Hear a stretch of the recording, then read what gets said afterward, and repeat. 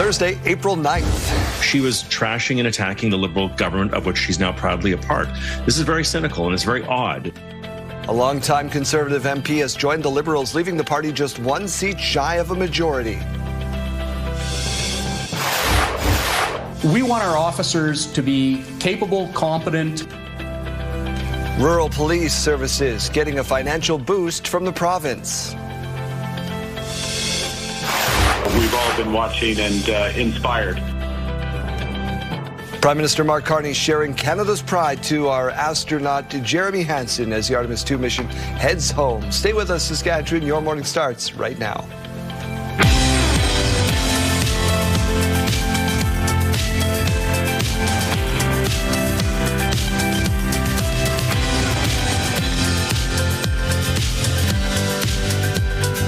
Welcome to Your Morning, Saskatchewan. I'm Daryl. And I'm Janelle Lippi. Thanks for starting your day with us. Weirdly, the opposite has happened. Kayleen has taken today off. Yes. And left you with good weather. I know. It's going to melt out there. It's going to melt. And at the end of the day, that's all you can hope for. Did anybody even bother to shovel yesterday? I don't think so. It's like, it'll be gone by tomorrow. Yeah. Let's get to news. So we'll get your forecast in just a minute. The Liberals now one seat shy of securing a majority government after a longtime Conservative MP crossed the floor, leaving many in shock. We thought absolutely no way would she cross. So now I'm wondering, why did she cross? What did Carney give her? Look at her social media feed. Up until just hours ago, she was trashing and attacking the Liberal government of which she's now proudly a part. This is very cynical and it's very odd. Marilyn Gladue had been a Conservative MP representing her southwestern Ontario riding since 2015. She even ran for the Conservative leadership in 2020, but was disqualified after the party deemed her ineligible. Gladue is the fifth opposition MP to join the Liberal caucus since November.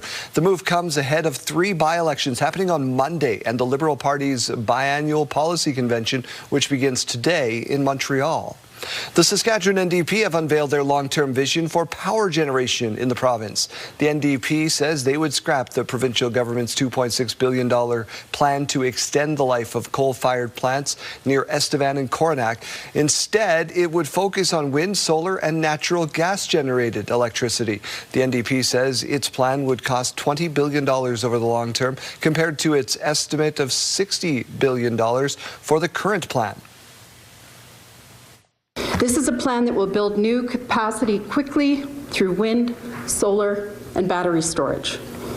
It will add reliable natural gas to make sure the system works when people need it. In a written statement, the government said the NDP's plan would dismantle nearly one-third of Sask Power's baseload generation and contains no commitment to keep the carbon tax off power bills. The Saskatchewan Public Safety Agency held a technical briefing Wednesday on seasonal conditions and how the agency is preparing for the upcoming wildfire response season.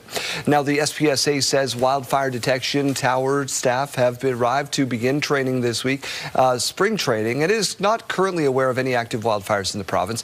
The provincial budget for 2026-27 has earmarked an additional $20 million for the SPSA and a total of $140 million.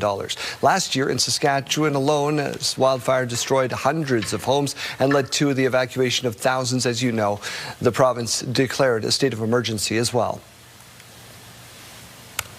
Overall, wildfire conditions have improved compared to last year in parts of the north and central region, the forested parts of the province. However, the south remains relatively the same as the onset of 2025. Following last year's wildfire season, the federal government called 2025 the second worst wildfire season in Canada's history. The owner of the former school where the self-proclaimed Queen of Canada and her followers resided in the town of Richmond, Saskatchewan, has had his court appearance adjourned Wednesday in Swift Current. Ricky Mans is charged with one count of failure to comply with a release order condition, one count of intimidation of a justice system participant, and one count of failure to comply with undertaking conditions. He is also facing 7 additional charges relating to previous incidents, including assaults, resisting arrest, mischief, uttering threats, and obstructing municipalities. Mans, along with the group's leader, Romana Didolo, were taken into custody after RCMP raided the compound in September. Last month, the Crown stayed charges charges against Idolo. Manz's next appearance is April 22nd in Swift Current. The University of Regina has announced its institutional plan for the next 10 years with the motto of Together We Serve. According to the university, this means that service is not an individual act, but rather a shared responsibility. U of R President Jeff Keshin says that one of the goals is by 2035 to see the institution recognized as one of the top research-intensive comprehensive universities. One of the topics gauged was the rapid decline of international students at the U of R in recent years. It's required all areas of the institution to recalibrate, to reduce some of the surpluses they had, to hold off some hiring. So like all sectors, we're trying to mitigate the impact upon people. We're trying to ensure that our students have the programs they need, and we've managed that so far. So talked about truth and reconciliation, which Dr. Keshin says the university is actively working toward advancing. Prime Minister Mark Carney spoke about Canadian pride and cross-border unity during a call with the Artemis II astronauts. Canadians are so proud of what you're doing and the collaboration, and I just want to have a chance, if I may. I'm thrilled. I'm absolutely thrilled to be speaking with you, Jeremy, and the crew. The Prime Minister told Canadian astronaut Jeremy Hansen about the thrill of seeing the maple leaf on display in the spacecraft. He also called the mission an example of Canada-U.S. cooperation. Hansen promised to give the Prime Minister a maple leaf patch that has been flying in space after the crew returns home to Earth. Prime Minister Carney did have one tough question for Hansen about his likes and dislikes on pancakes. One point of reassurance that the preference is for maple syrup over Nutella on your pancakes in the morning. Absolutely, sir. I can send Christina to get the syrup right away. A little bit of levity there. The Artemis II crew is on their way back to Earth after an historic lunar flyby. During the final media conference, the crew says there is much to look forward to after splashdown. We have to get back. There's so much data that you've seen already, but all the good stuff is coming back with us. There's so many more pictures, so many more stories. And gosh, I haven't even begun to process what we've been through. We've still got two more. Splashdown is set for tomorrow off the Pacific Coast near San Diego. It was a unique ladies' night out in Saskatoon. Jeremy Dodge, tell us all about it. Yeah, it was an evening that brought some little-known laws back to light. This was at the Chippendales show. The internationally renowned male striptease troupe made its way to TCU Place this week, and the venue was forced to exercise a little-known right to open its bar. Now, Saskatchewan law strictly prohibits the sale of alcohol and stripping. However, once a year, TCU is able to open its bar to a striptease show if it benefits a charity. So TCU invited New Hope Dog Rescue, gave it half of the proceeds from the bar to comply with the long-standing provincial regulation. The partnership caught many people by surprise and made some wonder why drinking wouldn't be allowed at the show in the first place. People can drink in a million venues in Saskatchewan, and they can do it from 10 or 11 in the morning till 2 a.m. We're talking about a 100-minute window where people have paid money to come see a show, and they want to have a glass of wine and enjoy it with the show. Now, after going decades unchanged, Saskatchewan opened up some of its liquor laws back in 2014. But just 1 year later, many laws, like the one TCU Place was caught in the middle of this week, was reintroduced and still stand today. This is Saskatoon Senior. It's calling for improvements to a pedestrian tunnel linking two neighborhoods. This tunnel between Massey Place and Mount Royal, a key walking route for many residents like Deborah Hemison. She says the tunnel and nearby alley have become so slippery, despite repeated requests for the city to add gravel, sand, or ice melt. She says numerous messages to the city have gone unresolved. Despite receiving emails back from city officials throughout the winter, she's just worried about safety. I would say this tunnel should take maybe 2 to 3 minutes to walk through, and I would say it might take seven minutes to get through the tunnel safely. So it is a real challenge to get through, and I'm clinging onto the culvert. In a statement, the city of Saskatoon says crews are inspecting tunnels daily, but freeze-thaw conditions are causing water to pool and ice over. The city says conditions should improve with warmer weather and adds that barricades will be used if necessary. All right, Daryl, back to you. Jerry, you tend bar at a lot of those events over at those venues as a charity fundraiser. Were you at this one? You weren't at this one?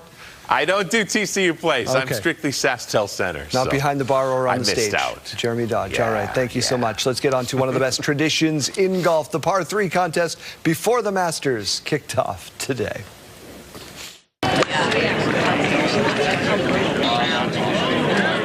Oh, that's beautiful. Go in! Yesterday, the par 3 contest, Justin Thomas on the second gets a hole-in-one. He finished second. Aaron Rye won it, and maybe that's bad news because nobody who has won the par 3 has ever gone on to win the Masters 4 days later. Star of the show, though, is that young man, Tommy Fleetwood's son, Frankie. So Dad had a pretty good day. He hit a hole-in-one of his own. There it is. Roll, roll, roll, roll. Jubilation. And then Frankie trying to have a big moment of his own. Here comes the little man with the hug. Then he's going to line one up of his own. First try is deep into the drink. We've all been there, my friend. Second try, though, did reach the green. I would love to talk about golf weather, Janelle. First, I got to show you a picture, though. This picture, imagine waking up. You're in your basement suite. Where's the photo? There it is. You look up, and there's this little fella just peering in to say hello. So sent in by Debbie in Saskatoon. A lot of snow in that picture still, Janelle. I love that. You know what? As they say, if you're cold, they're cold, let them in. So let them in. Let them in. Why not? Offer them a pillow and a hot cocoa. Exactly. I love that photo. The photos you all send in are fantastic. We really appreciate those. And a beautiful shot. We won't be seeing much of that snow, though, moving forward, especially this week. We're starting off with beautiful temperatures to kick off our day. -4, seeing about 11 km/h wind. So a nice, calm day out. Now, we will be seeing a little bit of sunshine, and those temperatures will be getting a little bit higher. However, we'll see that increase steadily as the week and weekend goes on. Over to Saskatoon, -3, seeing about 20 km/h winds, so a little bit breezier. And again, cloud cover today, some sunshine peeking through, but again, those temperatures are going to be beautiful. Now let's take a look here at our futurecast. We can see those clouds rolling through, a little bit of snow. Nothing that's going to stick because, again, those temperatures are going to be improving here into Friday, Saturday, and Sunday. So nothing of significance that we really need to be concerned about. For current temperatures here in the province, Buffalo Narrows is at -1, Stony Rapids -6, Spiritwood -3, Nipawin -8, and Hudson Bay -9. Swift Current and Moose Jaw both at -3, and Yorkton -8.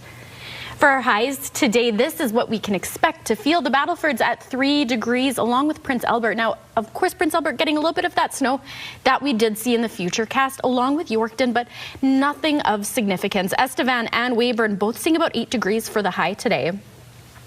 Let's move on to our 7-day forecast here in Regina. 5 degrees as that high. Tomorrow, a beautiful 12 degrees, seeing plenty of sunshine. Saturday, a little bit of precipitation coming through in the form of rain. So no snow, little bit of rain coming our way, but still 16 degrees. On Sunday, we are wrapping things up with 13, and on Monday, starting a new week with 9 degrees. For Saskatoon, 3 degrees as that high for today. Tomorrow, expecting to see about 6 degrees as the high, -1 for the low. Now Saturday, 10 degrees, and again, seeing that sunshine sticking around. A little bit cloudier on Sunday, but no precipitation, not seeing any snow. 6 degrees, -1 as that low, and sticking around the 6-degree mark again on Monday. And Tuesday, plenty of sunshine to be looking forward to, and a beautiful high of about 13 degrees.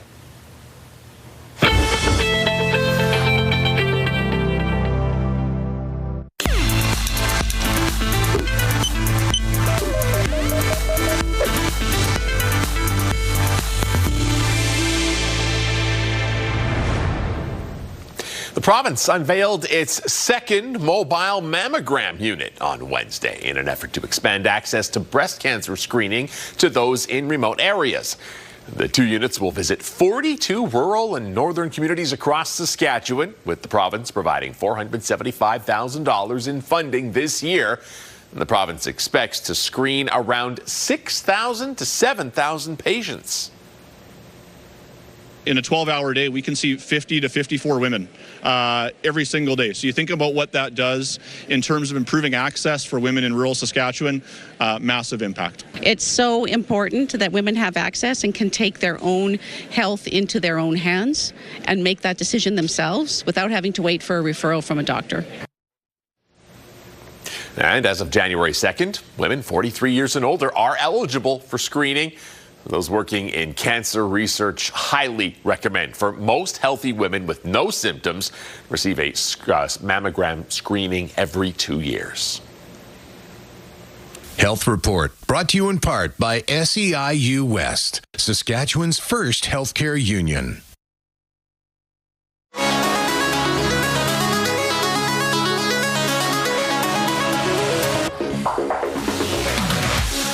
All right, Janelle, what do you got for us? Okay, well, in case you missed it, what if yesterday's leftovers could become tomorrow's precious jewels? Scientists and designers are discovering overripe fruit and spoiled produce don't have to end up in the trash. Instead, they can be upcycled into glittering accessories. Jeweler Annabella Chan creates them by drying, simmering, boiling, and grinding overripe produce to develop a pure pigment powder. From there, she turns that powder into gemstones. Was this the old one man's trash is another's treasure? Well, exactly. Very talented. Look at those. Okay. I like the colors. She's not going to run out of supply. Exactly. There's every town's got one, you know? Going shopping for supplies. Oh, let's roll over to our question of the day.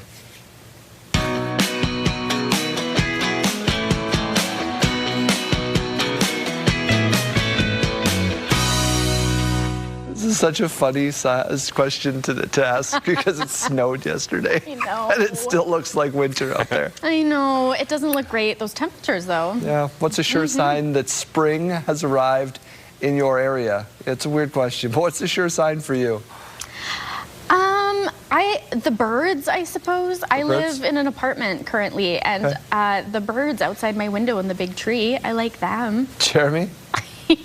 Yeah, it's the melting. How much of my lawn I can start to see. That's where I'm looking. I'm north facing. I still have ice on half of mine. Yeah. It looks very wintry out there. Yeah. Let us know what you think. If you got an answer for us, you scan the QR code that's about to appear on your screen, or you text into the number and you let us know what your surefire sign of spring is. Let's take a look over the city of Saskatoon. It is spring. It is actually, in fact, April 9th today, not February 86th, like it may currently look.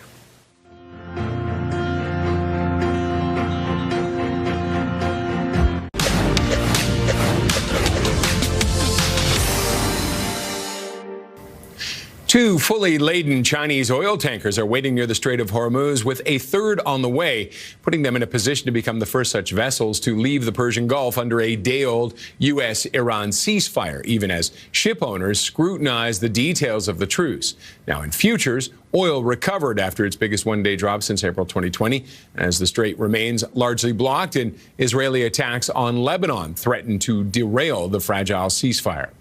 A growing chorus of Canada's closest trade partners are calling out Prime Minister Mark Carney's new Buy Canadian procurement policy, saying it flouts promises Ottawa made in trade pacts to give them access to government contracts.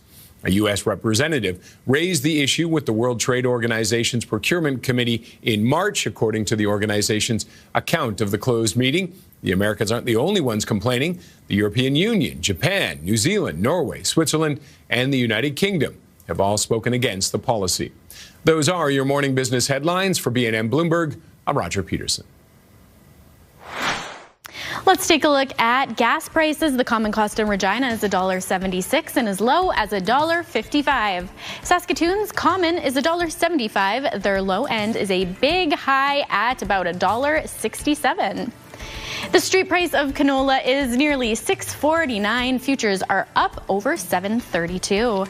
Amber Durham wheat trades at about $2.79 a ton. Red spring wheat at $2.74. And the Canadian dollar begins the day trading at 72.20 cents U.S. After the break, rural police services are getting a financial boost from the province.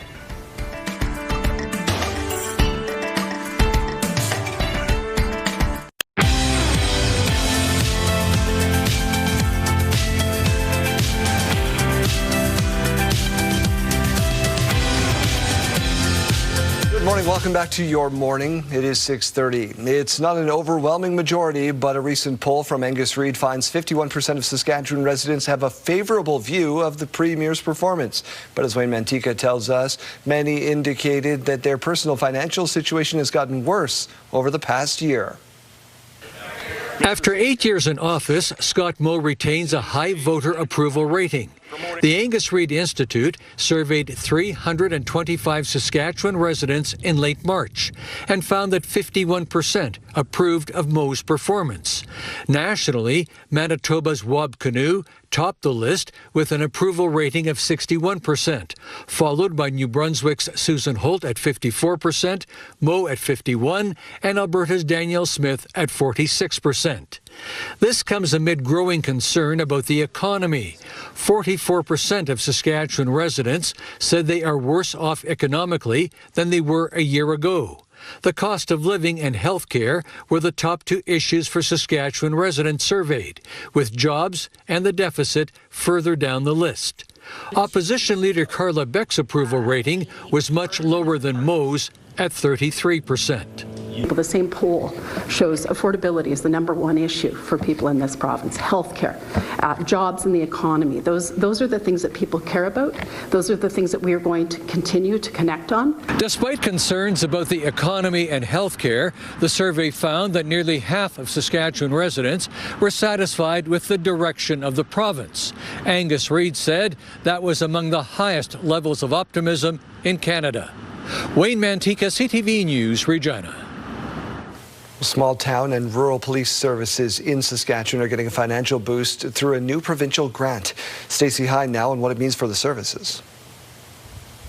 5 police services will now receive provincial funding through the Small Town and Rural Police, or STAR, grant. The program was announced in last month's provincial budget, with $190,000 set aside this year. Under it, services will receive $10,000 per officer. We just recognize that small town and rural police services need some assistance as policing becomes more and more complex. The community safety minister says the funding model is based on service size, with larger forces receiving more support due to higher costs. It's an objective way of setting a dollar value. The Corman Park Police Service will receive the largest share, $110,000 for its 11 officers. Chief Robert Duchin says officers now deal with more complex cases and carry more equipment, so the funding will help with training and upgrades. We want our officers to be capable, competent, and able to use every tool at their disposal, but we have to continue to resupply the tools. Duchin says the grant is a small part of the service's roughly $2.5 million budget, but will help as it catches up on equipment and plans to hire 3 new officers by year's end. He also says it opens doors for more proactive policing. We have that little bit of wiggle room to allocate some funds to get our members out proactively doing things that I really see as enhancing community and public safety in the RM. Dalmany, Luseland, Vanscoy, and Wilton Police will also receive funding. Police in larger centres have received provincial funding since 2007, and the province says the STAR grant now extends that support to all police services in Saskatchewan. Stacey Hine, CTV News, Saskatoon. Another warning now from U.S. President Donald Trump over the ceasefire deal with Iran. The president posted this to social media, writing in part, all U.S. ships, aircraft, and military personnel will remain in place and around Iran until such a time as a real agreement reached is fully complied with. His comments come as uncertainty hangs over the tentative 2-week ceasefire now holding in the war. U.S. Vice President J.D. Vance will lead the delegation heading to Pakistan for negotiations negotiations on the deal, which is set to begin on Saturday. Iran now says opening the Strait of Hormuz depends on two things. Iran's deputy foreign minister told the BBC that his country will allow ships to pass through once the United States ends its aggression in the Middle East and Israel stops attacking Lebanon. Israel continues to hit Lebanon with intense airstrikes, saying its fighting with the Iran-backed Hezbollah militant group is now part of the two-week ceasefire deal with Iran. I think this comes from a legitimate misunderstanding. I think the Iranians thought that the ceasefire included Lebanon, and it just didn't. We never made that promise. We never indicated that was going to be the case. What we said is that the ceasefire would be focused on Iran, and the ceasefire would be focused on America's allies. Israel launched its largest coordinated attack on Wednesday, hitting more than 100 targets in 10 minutes. Lebanon has said at least 182 people were killed and hundreds more wounded, making it the deadliest day in the Israel-Hezbollah war. Court proceedings looking into the legality of Alberta separation referendums now entering day 3. See decisions that are made without us, about us, on lands that were never given up. Yesterday, a crowd gathered in Edmonton calling for Albertans' support of First Nations groups. The review debates whether First Nations concerns should be considered before or after a constitutional referendum question. It also covers the effect an Alberta independent state would have on Indigenous treaty rights. Fire has damaged the Olympic Park in Brazil. Take a look at your screen. Flames ripping through the venue yesterday. Spectacular images. This was the arena used for the Rio Games in 2016 in Rio de Janeiro. Around 80 firefighters tackled it, bringing it under control. An investigation now underway. No one was injured. A new club, a new kind of club has opened in Amsterdam, one all about a digital detox. Our events and gatherings with different themes.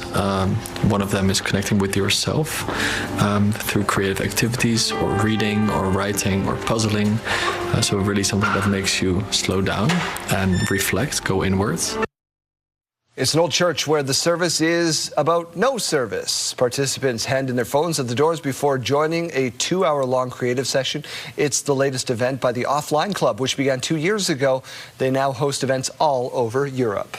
A Métis woman is blending filmmaking and yoga as a form of healing. Danielle Vendel started Ella Studios in 2023. She says she lost custody of her daughter during a period of mental health struggles. She's challenged her grief into creativity, teaching yoga and making films. So it's kind of a mishmash and a mixing pot of healing modalities that people really need in these small towns.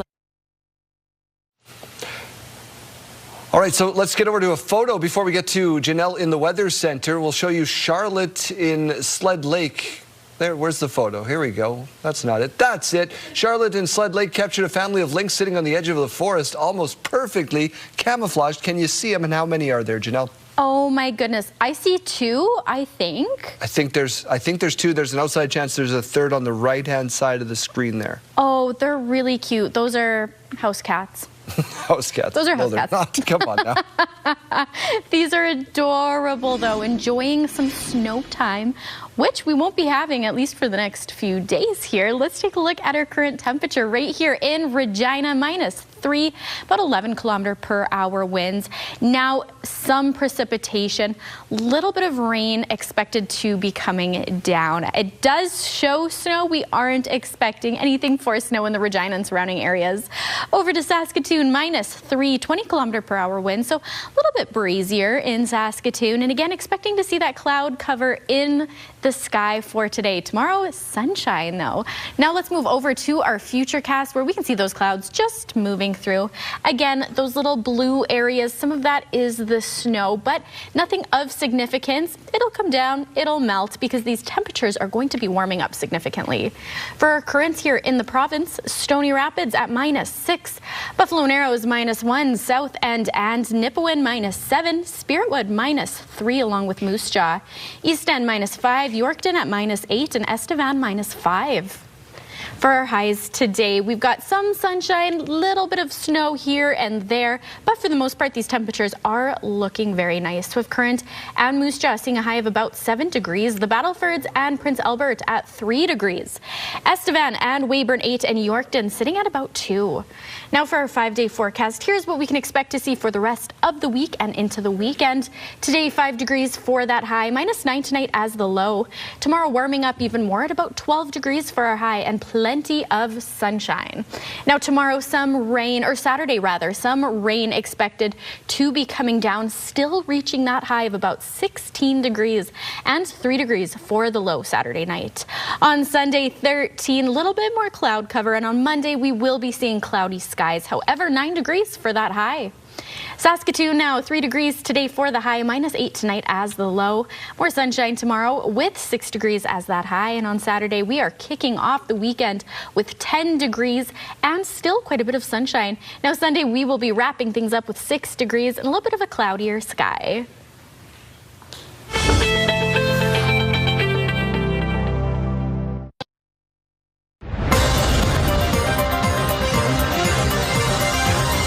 She was trashing and attacking the Liberal government of which she's now proudly a part. This is very cynical and it's very odd. Longtime Conservative MP Marilyn Gladue has joined the Liberals, leaving the party just 1 seat shy of majority ahead of 3 by-elections. Conservative House Leader and MP for Regina Capel, Andrew Scheer, in studio with us this morning. Andrew, first and foremost, your reaction? It's disappointing. You know, Marilyn made a commitment to her voters and her Conservative team that she would fight to end Liberal inflation, to fight for relief and affordability crisis, and now she's joined the very party that's caused it all in the first place. So I never understand how people can do that, now join a party that's completely opposite of all her publicly stated positions. It's also kind of cynical for Mark Carney. You know, he's been doing this, cobbling this majority that Canadians denied him in the last election. Canadians gave him a minority government, not a majority. And I don't think voters are pleased that the fundamental nature of the government he leads has changed through backroom deals and private conversations that Canadians don't have an opportunity to pass judgment on. I suppose the real test of that will come in the next election when voters in those constituencies have that opportunity. Is it something with your leader, Pierre Poilievre, that these MPs are jumping ship, or is it something that Carney is attracting them? What's happening on that level? All I can say is Pierre is exactly who he has said he is. We ran under his banner because we believed in fighting Liberal inflation and providing tax relief. Pierre was the only one talking about what actually causes inflation, massive deficits and money printing that pays for it. We're the only party fighting against the carbon tax for so many years. We're the only party fighting for real criminal justice reform, ending Liberal bail. So Pierre's been consistent to his Conservative principles. He's broadened our tent. We got historic highs. So those of us that are willing to do the hard work of preparing for the next election so that we offer Canadians that positive alternative, we're united behind him. We're enthusiastic to do what we said we would do in the last campaign and fight for those issues that I just mentioned. We can go all day on that. We got 2 main topics that he's been fighting for the last couple of weeks. One is the elimination of a high-speed rail line that links Quebec and Toronto. The other is the gas tax, trying to provide some relief at the pump for Canadians. How can we get that done from a minority position? Well, we're going to be pushing this next week when the House of Commons returns. As you know, gas prices have just skyrocketed. This is a huge wallop. Takes right out of the take-home pay that Canadians pay, having to pay $1.75 here in Regina, $1.80. What percentage of that is federal tax? 25 cents or so? It's about 25 cents a liter, depending on the price, because as you know, the GST is a percentage. But our call is to eliminate all federal taxes for at least the rest of the year. That's going to provide about 25 cents a liter relief to Canadians. Gas prices in Canada are higher than in the United States. I know Mark Carney wants to blame global events, and for sure that has an impact. But gas taxes in Canada are so much more than they are in the United States. Canadians pay about 20%, almost 20% more, even when you adjust for the dollar and gallons compared to liters. We pay more, about 20% more than our American competitors. There's a give and take in there, though. So that 25 cents that you would take goes to some other area, whether that's roads or whatever. What do we lose in that? Or how do we make up for that shortfall? Well, right now there's a huge windfall. The government's collecting about $10 billion in extra taxes because of those higher fuel prices. So we don't believe that the government should get a big windfall when Canadians are suffering. You know, the segment that you just aired before I came on your show was talking about so many people in Saskatchewan feel like they're falling further and further behind. The cost of living is just hammering them. So we don't think government should be the big beneficiary when gas prices go up. We think Canadians should get relief, and that's what Conservatives will be pushing for. One thing you should be very happy about, I guess, is attracting investment here to Saskatchewan. into your own riding. We've got AI data centers being built, all these major uranium mines and so forth coming into the province. That has to be good news. Yeah, absolutely. I mean, anytime someone chooses Saskatchewan or chooses the Regina area, that makes me happy for sure. Hopefully this is something that's going to Saskatchewan can capitalize on. The Liberals were imposing electrical regulations that was going to skyrocket the price of electrical generation. Conservatives were fighting against that for years, so we take some credit in helping to create the positive environment for that investment. You mentioned high-speed rail.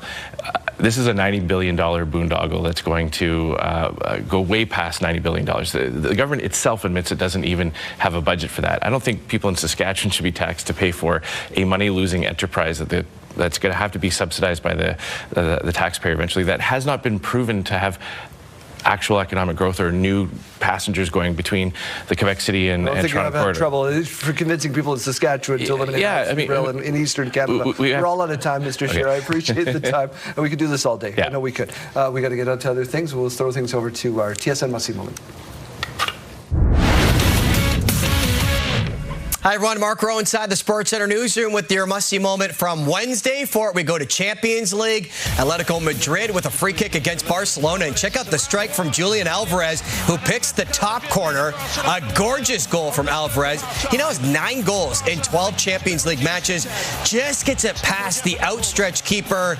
An absolute beauty, and that is your must-see moment from Wednesday. Today on TSN, it's finally arrived. The first round from the Masters. Coverage gets underway at 10 a.m. Eastern, 7 a.m. Pacific across the network and continues all day long. That's all from the Sports Center newsroom. Have a great day.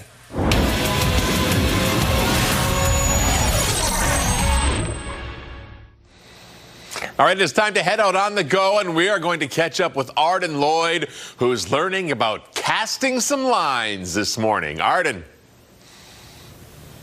Yeah, that's right, Jeremy. We're down here at Wascana Creek, and Logan, a little bit longer of a fishing pole in your hand. This isn't standard fishing. What are we in store for today? Well, I'm with the Regina Flatland Fly Fishing Fly Club, and we are out here to talk about our fly clinic coming up this weekend and about the sport of fly fishing. Now, as you pointed out, this is a 9-foot pole, but the reason that we're right here in front of Wascana Creek is there is urban fishing here within the city, because you can go for carp right here, literally right here during the summer, and you can get them on a fly rod. It's one of the best ways to go fishing for those. And what are some of the differences between the fishing a little bit more in the standard media and fly fishing? What are some different opportunities you can get with it? Well, what we're doing is we're casting out the line on the rod and the flies. But the main difference is that we can get a lot more of those surface hits for trout. They really like to eat up to the top, but we can also do sinking, and there's a lot of trophy fly fishing right here in Saskatchewan and just down the road from here. So it's a very different way of fishing, and you can get a lot better fight, some people say, and you can gain access to places you just can't get with a standard cast reel.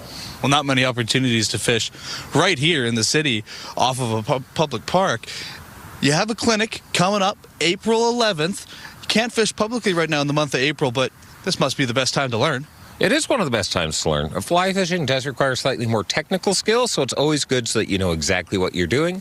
So yes, this Saturday, the 11th, from 10 a.m. to 6 p.m., we're going to be at Victoria Square Mall, where people will have the chance to learn how to cast, and they're also going to have the chance to tie some flies, and they're also going to have a chance just to learn about the sport. We're going to be there all day. It's public, and people can stop by and just learn about the sport. Where can people go to find out more information? A website or where that organization is located at? So we are in Regina, and our website is flatlandflyfishers.com, and we also have our social medias on Facebook and Instagram, which is Flatland Fly Fishers YQR for Regina. Well, maybe a bit of fly fishing examples coming up here later in the day. We'll try to get some lines cast here in the Wascana Creek.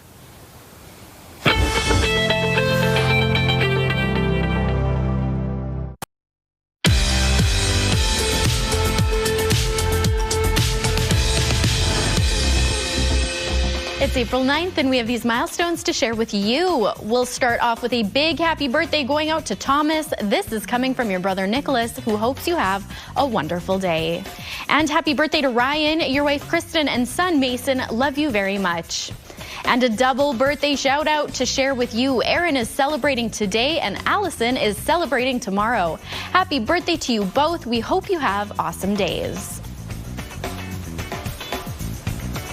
Milestones, brought to you by Harbor Landing Village, an award-winning senior care and living community in Regina.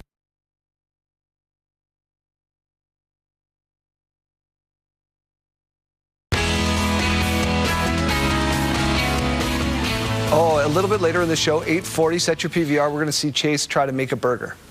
Yes, you know what? It's a smash burger. The smashing, a lot more difficult than I initially thought it was going to be, but came together so great. It is called Whiskey Business. It's with our friends over at the Paddy Wagon. Kyle and the crew are going to have that starting up for sale today at their 2 locations in Regina and then the location in Moose Jaw as well. And that will be on sale right until May 3rd, helping out with our Glow Pitch tournament. So all proceeds from the Whiskey Business burger will be going to Glow Pitch in support of Telemiracle 2027. So please eat as many of those as possible here in the next month. Very much appreciated. On top of that, too, don't forget that this morning we do have a concert announcement that is coming up for you at 8 o'clock.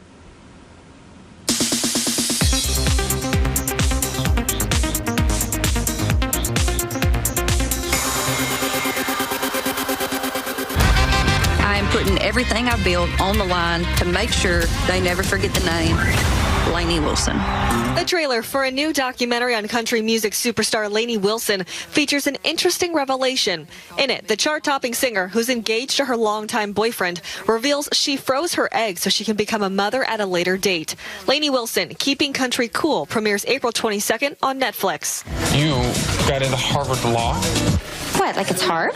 Legally Blonde returns to theaters next month for its 25th anniversary with a bonus, a sneak peek at the upcoming Prime Video prequel series, Elle.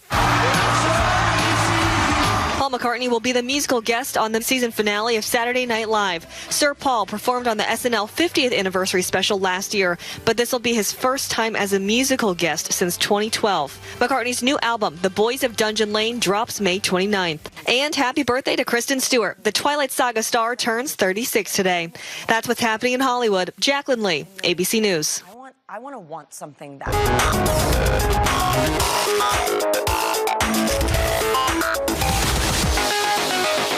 Parenting is hard, and that's why husbands have to be a partner for their wife rather than a friend to their kid, or else this happens. Who put you on to the mom? Mommy. I'm gonna go talk to mommy. So how long did she give you? 20 minutes. She gave me 40 minutes. She gave me 40 minutes. Don't mess with mom. Yeah. Or you get the wall. In our house, it's the stairs. Timeout time. Yeah, sit on the stairs. Yep. Jeremy, what do you got for us? All right, we all know the saying, if you can't beat them, join them. Well, this guy gave that a try. Personal branding is really important in a estate agency, and having your picture on your board is one way for clients to get to know you. As a realtor in the UK, Alex, he noticed his billboard was vandalized, so he decided to join them, as they say. It's a sign of the times. We're back right after this.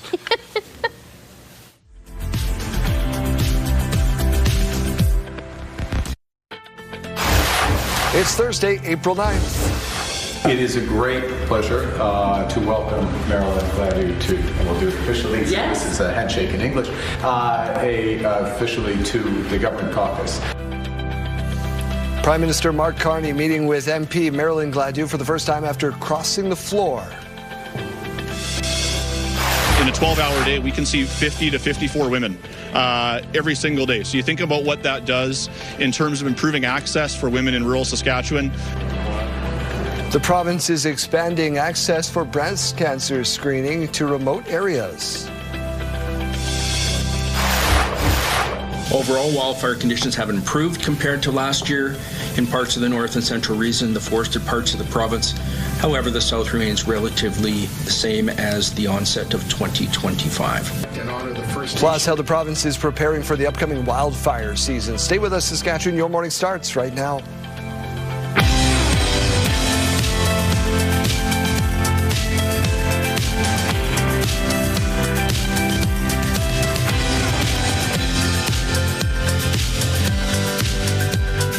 Welcome to Your Morning Saskatchewan. I'm Daryl. And I'm Janelle. Thank you for being back with us. Beautiful start to your day. It is nothing like the blizzard we had a couple of days That's right. My goodness, what a change. Spring is here, I think. And when our question of the day today, we are asking you what your surefire sign of spring is, so you can scan the QR code that is floating around in that box around the screen somewhere. Let's get over to news. 7:01. Stunning floor crossing by a longtime Conservative MP has dealt another blow to the opposition and now brings the Prime Minister within one step of a majority. Because of Marilyn Gladue, a Conservative MP. Here's Marilyn Gladue as a Conservative back in 2023. Our leader has been supportive of this bill all the way along. I want to thank him for that. It is a great pleasure. Cut to today. I'm very happy to be the newest member of our new Liberal government. A partisan defection that enrages Conservatives as the Prime Minister casts it as a country coming together to his side. This all comes at a time when the country as a whole is uniting. Uniting to move forward, and it's important that over there we unite to move forward as well. Pierre Poilievre tweeted, Gladue said that floor crossers should face voters in a by-election. I could not agree more. As recently as January, she told her local paper, we elected you under this banner, and if you don't want to be under that banner, then we deserve a chance to have a redo of the election. Sarnia is a border town that's known for oil refineries and some manufacturing connected to the auto sector. Some constituents here are not happy. We thought absolutely no way would she cross. So now I'm wondering, why did she cross? What did Carney give her? And explain it to your constituents. Most Conservatives felt that way today, that Gladue would be the last to make a move like this. Look at her social media feed. Up until just hours ago, she was trashing and attacking the Liberal government of which she's now proudly a part. This is very cynical and it's very odd. And this from one of the floor crossers about the questions his former Conservative colleagues have for him. They want to know what the caucus structure is, what we talk about, what kind of input that we have in decision making.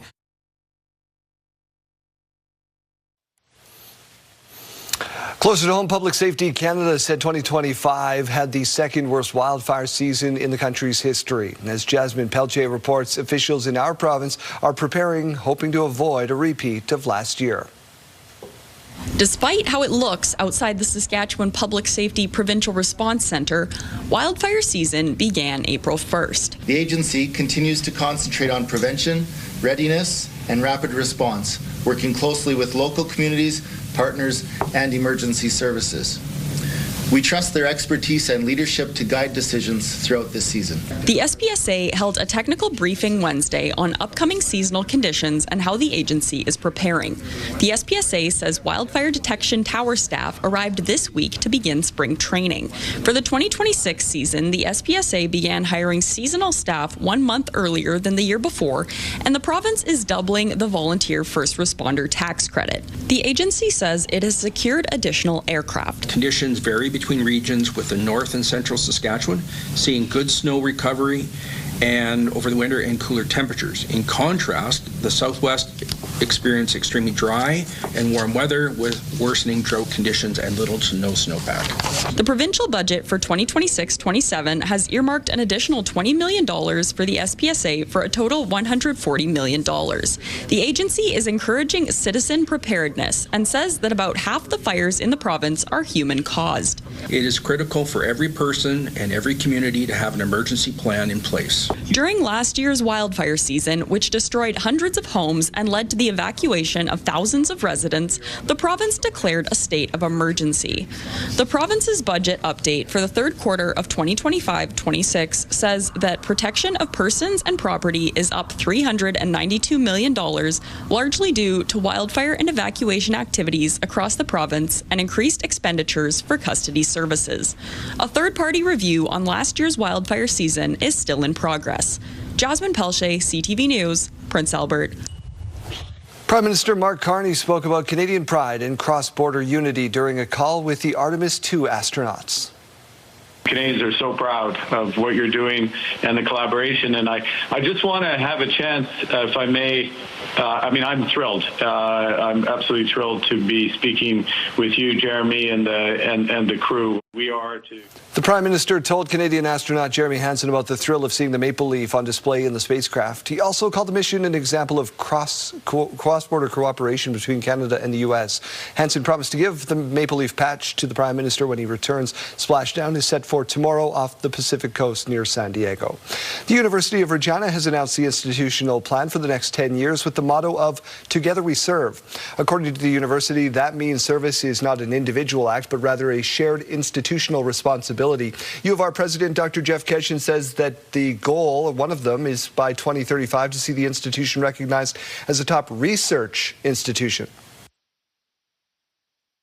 It's required all areas of the institution to recalibrate, to reduce some of the surpluses they had, to hold off some hiring. So like all sectors, we're trying to mitigate the impact upon people. We're trying to ensure that our students have the programs they need, and we've managed that so far. Dr. Keshin on a decline in international student enrollment in recent years. Keshin says the university is actively working towards reaching their goals. A unique ladies' night out. So, Jeremy, connect for me. TCU Place, a dog rescue, and the Chippendales. Yeah, this was Tuesday night at TCU Place, and it brought some old, interesting laws to light in our province. So the internationally renowned male striptease troupe making its way to TCU Place venue was forced to exercise a little-known right to open its bar. Now, Saskatchewan law strictly prohibits the sale of alcohol and stripping. However, once a year, TCU is able to open its bar to a striptease show if it benefits a charity. So TCU invited New Hope Dog Rescue and gave it half of the proceeds from the bar to comply with this long-standing provincial regulation. Now, the partnership caught many people by surprise, made some wonder why drinking wouldn't be allowed at the show. People can drink in a million venues in Saskatchewan, and they can do it from 10 or 11 in the morning till 2 a.m. We're talking about a 100-minute window where people have paid money to come see a show, and they want to have a glass of wine and enjoy it with the show. Now, after going decades unchanged, Saskatchewan did open up some of its liquor laws in 2014, but just a year later, many laws, like the one TCU Place was caught in the middle of this week, was reintroduced, and they still stand today. A Saskatoon senior is calling for improvements to a pedestrian tunnel linking two neighborhoods. This tunnel between the Massey Place and Mount Royal neighborhoods is a key walking route for many residents like Deborah Hemison. She says the tunnel and nearby alley have become slippery despite repeated requests for the city to add gravel, sand, or ice melt. She says numerous messages to the city have gone unresolved despite receiving emails back from city officials throughout the winter. She's worried about safety. I would say this tunnel should take maybe 2 to 3 minutes to walk through, and I would say it might take seven minutes to get through the tunnel safely. So it is a real challenge to get through, and I'm clinging onto the culvert. In a statement, the city of Saskatoon says crews are inspecting tunnels daily, but freeze-thaw conditions are causing water to pool and ice over. The city says conditions should improve with warmer weather and adds that barricades will be used if necessary. All right, Daryl, many Canadians hoping to see some relief at the pumps as the conflict in the Middle East continues. Yeah, CTV's Abigail Bittman tells us just how quickly that happens and how long it'll last remains to be seen. At the Ottawa Food Bank, these big trucks are expensive to fill with both food and gas. Typically, it would cost around $300 to gas up a truck. But now, in the past week alone, we've seen it go to $480, and that didn't even fill a tank. Prioritizing nutritious items like fresh fruits and vegetables isn't easy. We have to be very intentional about our food and fundraising. Because we have to raise 99% of our funding from community, those funds allow us to absorb the costs of operational costs like rising fuel prices. The food bank, like many Canadians, hopeful for any pump relief in the wake of an Iran ceasefire. And we know fuel prices come down slower than they go up. And that's really what the short-term impact was. Oil price watchers say the good news for consumers is prices here at the pumps should drop between 12 and 14 cents by Friday in time for the weekend. Depending on where you are in the country, this is going to bring gasoline back to around $1.60 to $1.80. The Prime Minister says Canada and allies are working towards the reopening of the Strait of Hormuz, which is important for reestablishing stability and lowering prices in commodities. Of course, price at the pump, even here in Canada. In the Middle East, a lot of the production was shut down because of the conflict, and you can't just flip a switch and turn it back on. Getting longer-term relief is more complicated, with time needed to rebuild pressure for extraction and damage to Gulf infrastructure, the extent of which is not quite clear. It could take months, in some cases years, to actually fix some of those assets. That could be partly mitigated by new supply coming from Venezuela. With pre-war pump prices not expected anytime soon. Abigail Beeman, CTV News, Ottawa. Researchers have developed new technology that could change how amputees adapt to bionic limbs.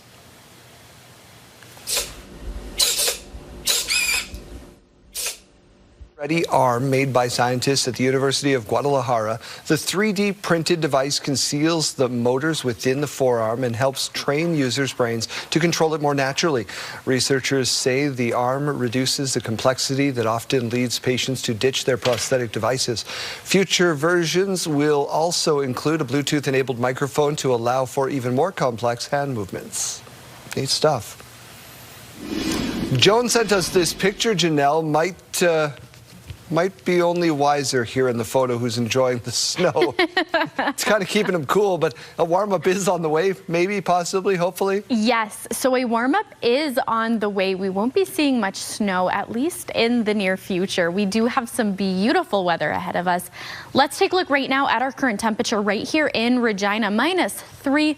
Starting to see a little bit more cloud cover, but again, that temperature is just going to increase as the day goes on. Those wind speeds quite light, still at about 13 kilometers per hour. Over in Saskatoon, -3, seeing those 19 kilometer per hour winds, and a little bit more sunshine than what we will be seeing here in Regina for today. Now let's take a look here at our futurecast, where we can see those clouds moving through again. A little bit of snow here and there. This is tomorrow morning around 2 a.m. But with those warm temperatures, this snow won't last long. Not a lot to be concerned about here.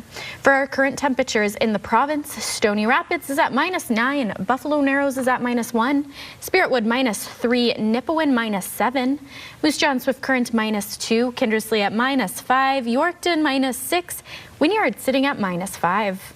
For our highs today here, again, you can see a little bit of that precipitation in the province, but not a lot. We aren't expecting a significant amount with these flurries. Now, the Battlefords will be seeing about 3 degrees for their high here today.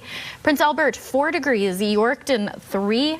Moose Jaw, Swift Current, both at 7 degrees, and Weyburn at 8 degrees. Now for our 7-day forecast right here in Regina, 5 degrees for our high today. Again, seeing those clouds in the sky, a little bit of sunshine coming out, but tomorrow a much sunnier day. 12 degrees for the high to wrap up our week, and on Saturday, the warmest day that we can expect to see here in the next few days, at least 16 degrees, maybe a little bit of rain as the afternoon goes on, but again, that temperature is beautiful and only reaching that low of about 3 degrees that night. Sunday, we are wrapping up the weekend with 13 degrees, and Monday kicking off a new week with 9 degrees. A little bit of a cloudier Monday as well. As for Saskatoon, 3 degrees today for that high. Tomorrow, seeing more sunshine with 6 degrees, -1 as the low. Saturday, a beautiful 10 degrees with some sunshine. Now Sunday, those clouds will begin to gather back again with that high of about 6 degrees. They'll be sticking around through Monday as well. And Tuesday, very nice, 13 degrees and seeing a little bit more sunshine.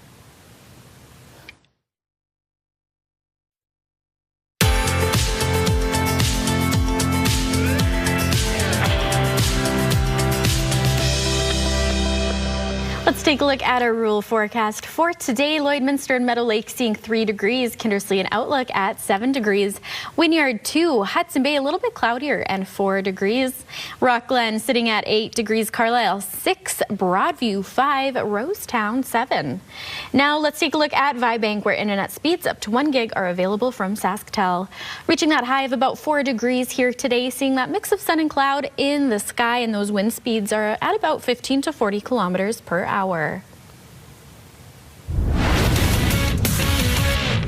Hi everyone, Mark Rowe inside the Sports Center newsroom with your must-see moment from Wednesday. For it, we go to Champions League. Atletico Madrid with a free kick against Barcelona. And check out the strike from Julian Alvarez, who picks the top corner.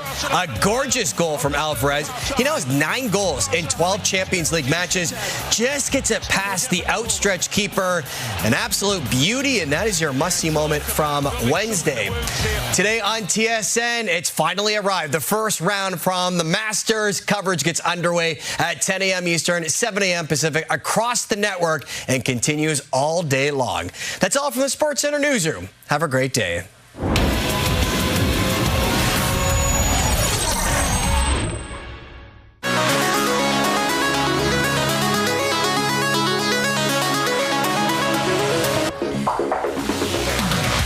For people who like to collect odd things like dinosaur bones or maybe part of the Eiffel Tower, you're in luck. Part of the Eiffel Tower could soon be yours. A piece of the landmark's original staircase is going up for auction next month. Get your wallet out, Jeremy. Couple of catches. One being that you'll need to be fairly high ceilings to store it in your house. Made of steel and riveted steel sheet metal. The section is 14 steps, and it's going to go about 2.75 meters. Wow. It's 9 feet. So that's perfect for Jeremy in his mansion. Needs some deep pockets. Yeah. According to the auction site, it is expected to get about $193,000 to $240,000 Canadian. Oh. I don't know why you I think want I have that. enough stairs. Yeah. I have enough stairs. Right. It's a lot of disposable income as well. Let's just traipse on up my Eiffel Tower stairs to the bathroom. Yeah. Upstairs. Oh, man. Do love Paris, though. Question of the day.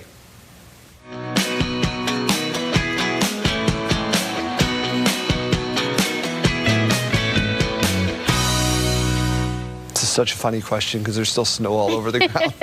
What is a surefire sign that spring has arrived in your area? As we show, what, 3 photos so far of snow? Of snow. In various parts of the province. This will hopefully get you looking forward to some warmer, nicer weather with no snow. And we did get a couple answers in so far. Michelle here says, spring has arrived when the hills are alive with crocuses, which is nice. Yeah. Skylar's all about Jeremy. It's how much snow melted. Yep. And the roads and sidewalks starting to be free of ice, which is just great all around. We're all excited for that one. Let's see what we got next here. Heather, who says, a sure sign is when I start seeing ladybugs. I love ladybugs. Oh, when winter tires are replaced with summer tires. Don't do that yet. Just careful out there, Val. We've been tricked 3 times already. Yeah. And another one here about crocuses. Brenda says, when the hills turn purple with them. There's a QR code coming up on your screen. That's your chance to weigh in on our question of the day. You scan that, your mobile device. You know how they all work. You've been around. If you don't know, find a friend. They'll teach you. We're back right after this with your Morning Mystery.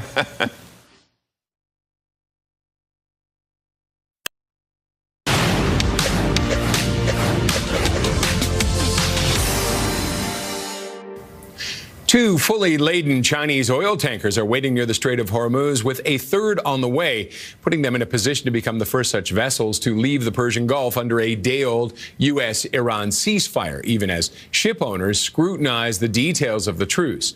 Now, in futures, oil recovered after its biggest one-day drop since April 2020, as the strait remains largely blocked and Israeli attacks on Lebanon threaten to derail the fragile ceasefire.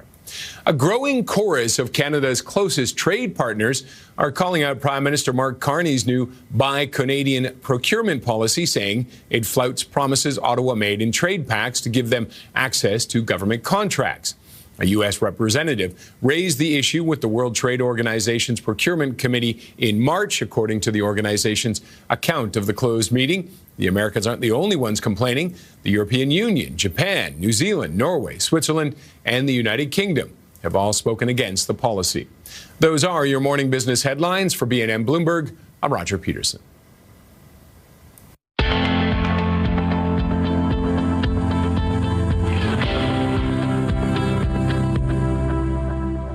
The game where we all guess and one of us consistently cheats. Not going to say which. Not going to say which. Your piece is out. It is our morning mystery. All right. Oh, good. We're making progress. It's a character today. 3 clues coming at you. Clue number 1. Originating from a European folk tale dating back to at least 1823, the story serves as a cautionary tale about jumping to conclusions without sufficient evidence.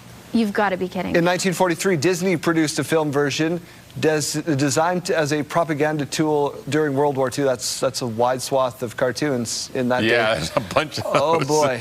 An American version features characters named Goosey Lucy, Turkey Lurkey, and Foxy Loxy.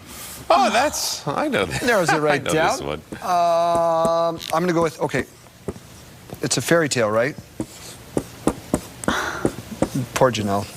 Should have just let her cheat. Yeah, this is probably. I don't know if this is this one that they did? And Janelle's. Oh. Everybody, just give me 1 minute here. Why? Here it is. Here it is. Oh, come on. Just the sky is falling. Very own Kayleen Sawatsky. Some well wishes to Kayleen, who went home sick today. I thought it was the Big Bad Wolf. Oh. Jeremy's right. It's Chicken Little. Yeah. The sky is falling. The sky is falling. Today is actually National Chicken Little Awareness Day. It aims to bring a bit of humor while prompting critical thinking and calmness in times of uncertainty. And boy, don't we have a few of those right now. That was today's morning mystery. Studio consideration provided by Father's Furniture, specializing in quality Canadian-made furniture. Here's a look at today's gas prices in Regina. The common cost to fill up is $1.75.9. You can find regular fuel for as low as $1.54.9. And in Saskatoon, the common cost is $1.74.9, and the lowest you might find is $1.66.9. Taking a look at farm markets, the street price of canola is $648.93 per ton, and the futures price is $732.80 per ton. Amber Durham wheat is $278.59 per ton, and red spring wheat is $274.29 per ton. And the Canadian dollar begins the day trading at 72.20 cents US. When we come back, how the province is improving access to breast cancer screenings.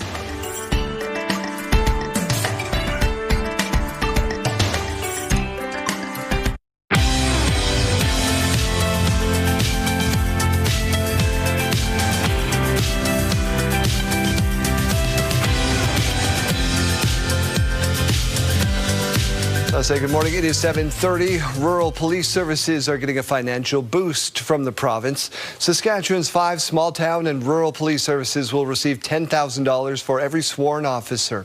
The province says the funding model is based on service size, with larger police services reporting to receive more. The funding is part of the province's small town and rural police, or STAR grant, announced in the recent budget, with $190,000 set aside this year. The Cormorant Park Police Service says for it, the funding will help with officer training and updating equipment. We want our officers to be capable, competent, and able to use every tool at their disposal, but we have to continue to resupply the tools. The province says with the grant, all Saskatchewan police services will now receive provincial funding. The province unveiled its second mobile mammogram unit Wednesday in an effort to expand access to breast cancer screening in remote areas. The 2 units will visit 42 rural and northern communities across the province, with the government providing $475,000 in funding. This year, the province expects to screen around 6,000 to 7,000 patients. In a 12-hour day, we can see 50 to 54 women every single day. So you think about what that does in terms of improving access for women in rural Saskatchewan, massive impact. It's so important that women have access and can take their own health into their own hands and make that decision themselves without having to wait for a referral from a doctor. As of January 2nd, women 43 years of age and older are eligible for screening. In other news this morning, a tentative ceasefire is in the war in Iran. It appears to be teetering on what's happening in Lebanon after Israeli attacks in Beirut. If Iran wants to let this negotiation fall apart in a conflict where they were getting hammered over Lebanon, which has nothing to do with them and which the United States never once said was part of the ceasefire, that's ultimately their choice. We think that would be dumb, but that's their choice. Hours after the ceasefire was announced on Wednesday, Israel hit Lebanon with intense airstrikes. It resulted in the deadliest day in the country since the war started. Now to Artemis 2, getting ready to re-enter Earth's atmosphere ahead of the planned splashdown tomorrow night. Overnight, the crew spoke about the mission. Sam Champion reports. This morning, the Artemis 2 crew gets closer to Earth, and we enter a dangerous phase of the mission, re-entry. 5,000-degree temperatures and a heat shield that must stay intact, better than Artemis 1. There's so much data that you've seen already, but all the good stuff is coming back with us. Now, the crew reflecting on their journey and the stunning images of the Earth and Moon. Commander Reed Weissman saying one of the most powerful and emotional experiences was his crewmates, naming an uncharted lunar crater after his late wife, Carol. That was kind of the pinnacle moment of the mission for me. That was, I think, where the four of us were the most forged, the most bonded. NASA's critical focus now, 1, re-entry, 2, a successful splashdown for the history-making crew. And upon their return, the crew is ready to help shape the next missions to the moon. This is a relay race. In fact, we have batons that we bought to symbolize physically that. We plan to hand them to the next crew, and every single thing that we do is with them in mind. Now to an arrest in the fire at a California warehouse full of paper products. The arson suspect posted a video of himself starting the fire and complaining about low wages. Han Bata reports. This morning, police investigating this video appearing to show the start of a massive fire that destroyed a Kimberly-Clark warehouse outside Los Angeles this week. All you had to do was pay us enough to live. The footage posted on a Facebook account that appears to be associated with the arson suspect, an employee of a third-party distributor for the company, according to a coworker. There goes your inventory. The warehouse filled with paper products from Scott to Kleenex to Huggies diapers, a worker told ABC. All that inventory further fueling the inferno. The resulting blaze burning for hours, tearing through the 1.2 million square foot distribution center around the size of 11 city blocks. Flames seen for miles, the roof collapsing. The fire behavior that they were experiencing inside and the rapid spread of that fire for such a large building to move that quickly, that was one indication that it could possibly be an arson of nature. Officials say about 20 employees were inside at the time. One person initially reported missing. That employee was later found. We did make a connection that employee that was missing and found was confirmed to be the suspect. That suspect, 29-year-old Chamel Abdul Karim, was arrested on multiple felony arson-related charges and is currently being held without bail. Fortunately, firefighters were able to contain the blaze to the building and no injuries were reported. Hannah Bata, ABC News, New York. Now to a new alarm from an AI titan. The company Anthropic has announced that it will not release a new tool to the public over fears that it could spark a catastrophic attack if it falls in the wrong hands. Elizabeth Schulze reports. This morning, artificial intelligence experts are sounding the alarm after AI giant Anthropic revealed a new model called Mythos that it says is too powerful to release to the public. Imagine a world where everyone had a nuclear bazooka, basically. In a blog post, Anthropic saying, during our testing, we found that Mythos Preview is capable of identifying and then exploiting zero-day vulnerabilities in every major operating system and every major web browser when directed by a user to do so. And in something out of a sci-fi movie, Mythos was placed in a secure environment with no internet access and managed to break out. During testing, Claude Mythos Preview broke out of a sandbox environment, built a moderately sophisticated multi-step exploit to gain internet access, and emailed a researcher while they were eating a sandwich in the park. Experts say in the wrong hands, this technology could be used to exploit electric grids, hospitals, even military systems. Now, instead of releasing Mythos to the public, Anthropic is giving it to a handful of companies, including Amazon, Google, and Apple. They say the goal is to allow them to patch holes in their cybersecurity before they're exploited. Elizabeth Schulze, ABC News.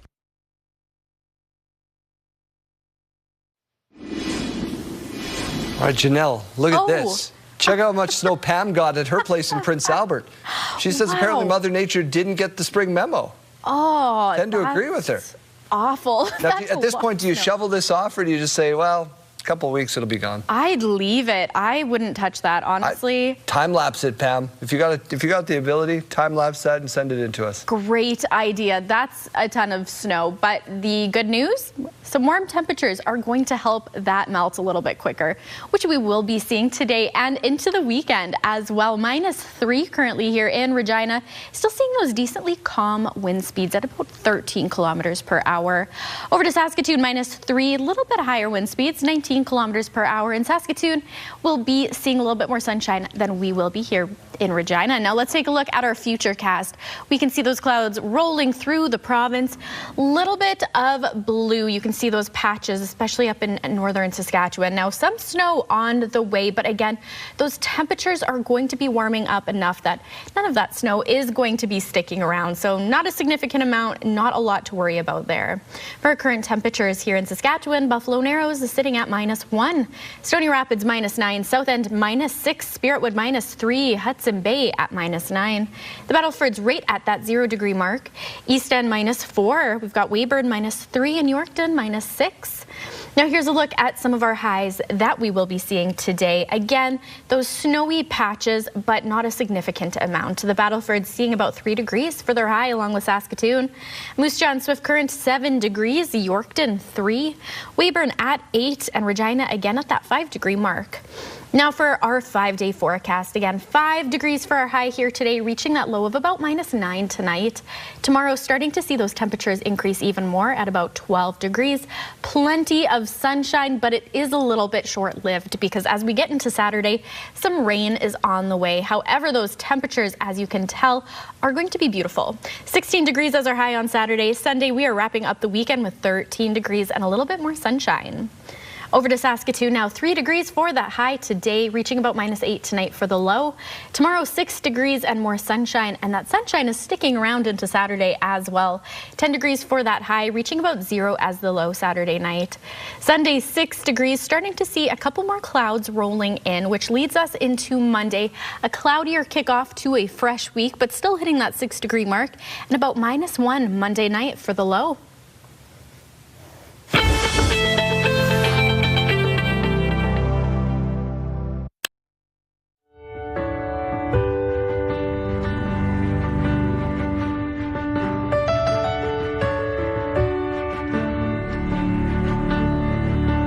Cameo from Alex Scott there. Every Canadian university is facing a challenge of how to advance their post-secondary institution while facing financial fallout from a reduction in international students. Jacob Carr reports. Here in the Administration Humanities Building, the University of Regina announced its strategic plan vision for the next 10 years, their motto being, "Together we serve," meaning service is not an individual act, but instead a shared institutional responsibility. The plan, according to the University of Regina Board, has 5 priorities or goals within the next 10 years. Together we learn, discover, build, put things right, and innovate, focusing on areas such as becoming one of the top universities in Canada in terms of teaching excellence and offering one of Canada's most distinctive and transformative learning experiences. Aligning people, systems, and resources to strengthen collaboration across faculties, campuses, and units, and to create a more seamless experience for students, faculty, and staff. The Together We Put Things Right priority involves advancing truth and reconciliation as a sustained university-wide commitment. It's our collective responsibility not only to implement the calls to action of the Truth and Reconciliation Commission, but also to make reconciliation a lived reality within the institution. University President and Vice Chancellor Jeff Keshen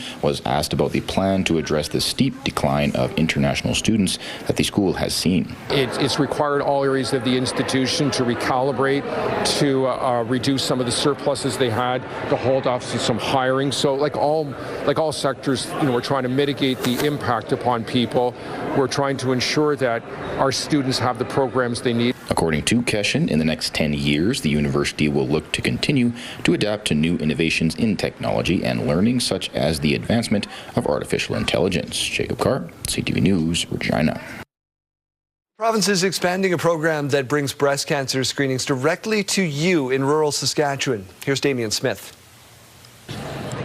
Model number 2 of the mobile mammography unit is set to hit the road on Monday afternoon.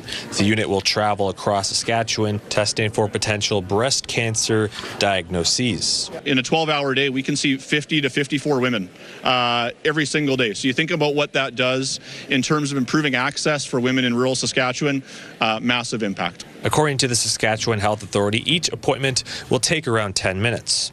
The technologist will explain the exam, take a brief medical history, and really work to make sure the patient feels comfortable and knows what to expect. People who go for regular screening, 75% of cancers detected are in earlier stage, meaning better treatment options, better health outcomes, better survival. The 2 mammography units will visit 42 rural and northern communities across Saskatchewan this year and are expected to screen in between 6,000 and 7,500 patients. Each location visit will last for a week, reaching all corners of the province, from Maple Creek and Carlisle in the south to Pelican Narrows and La Loche in the north. This is the 3rd mammography unit in the province's history, with the first one starting in the early 2000s. That unit is no longer in service. Because of its age, we weren't able to maintain like water service. So just being able to wash your hands and do some of that cleaning, it's a night and day improvement.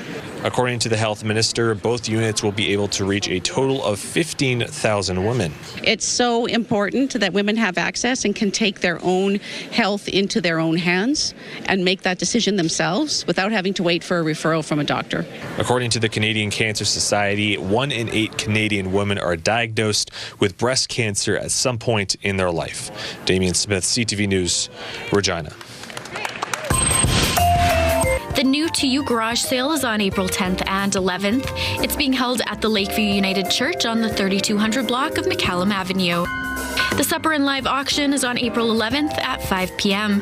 It's being held at the Kipling Rec Center, and the Old Time Dance is on April 11th at 6 p.m. It's being held at the Hazel Dell Recreation Center, and for more information, you can call 306-547-4284. You can submit your event to our community by visiting our website at ctvregina.ca and clicking Community Calendar. Tonight, I wouldn't have married him. I wouldn't have done any of these things. how one man was able to marry multiple women at once. There's no further investigation done. Are Canadian officials turning a blind eye? W5 investigates tonight on CTV National News and ctvnews.ca.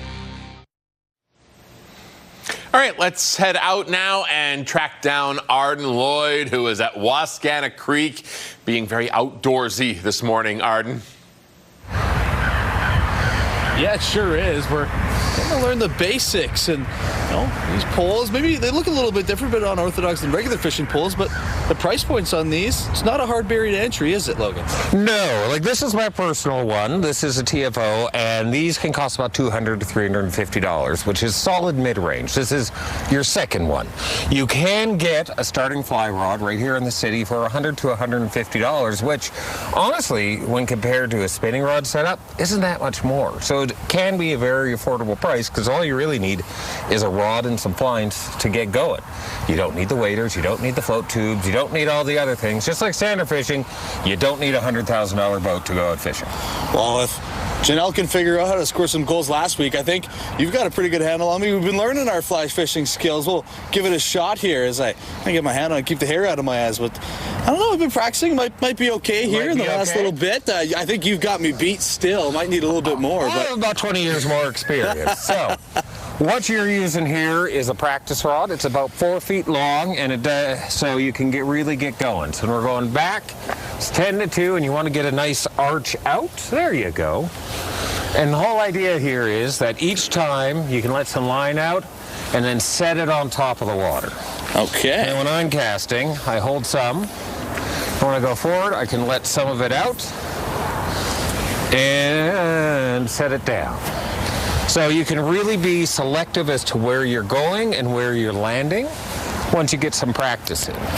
And it's all about getting that arch out there. You can set it right on top of the water, and then the leader will sink down, and that's where the fish will get it, and it can really hook on quick. So how are you doing? Because we did about 20 minutes of practice here between hits. Well, I got going just a little bit, and I'm a lot better than I was just a few dozen minutes ago, I'll tell you that much. It's been a quick pickup for a great sport here in the province of Saskatchewan. Yes. We'll have to get down to the clinic on April 11th. Get everything learned from Logan here in the Flatland Fly Fishing Association. You're going to bring your camera person down because she's really doing a good job between. Yeah, Ashley was the master. Well, yeah, everybody can come down Saturday, 10 to 6. We'll be there all day. Get there before 6. We'll have all of our toys and equipment. All right, we're looking forward to it, guys. We'll check back in with you in just a little while.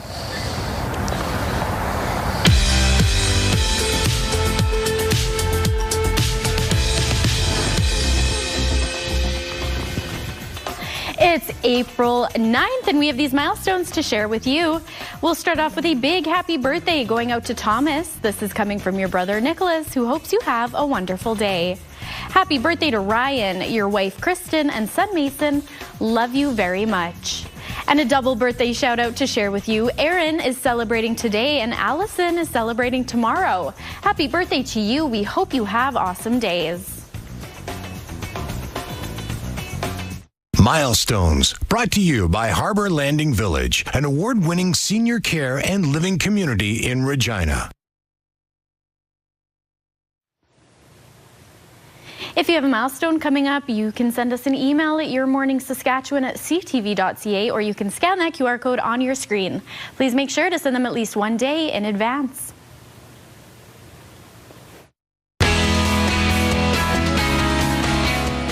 Okay, if radio doesn't work out for you, in about an hour's time, we're going to find out if burger making will. I mean, Kyle was very nice about it at the paddy wagon. I think he was pampering me a little bit because, yeah, nothing blew up. There's no fires started, so I'm going to call that a win. But our whiskey business burger with the paddy wagon officially going to be launching it today, all helping with our Glow Pitch Tournament. Proceeds going to Telemiracle 2027, so make sure and try that burger out. It is very, very tasty. On top of that, too, 8 o'clock this morning, we do have a concert announcement for you. I'll give you some clues here. The show date, July 15th. It is, unfortunately, a Wednesday, but you'll still be excited with this person. Tickets will go on sale Friday of next week. The show will be in Saskatoon, Sask Telecenter, and of all the new artists that came out in the last few years, I would say this guy might be on top. Hint, hint, clue, clue. 8 o'clock, we'll have the full reveal.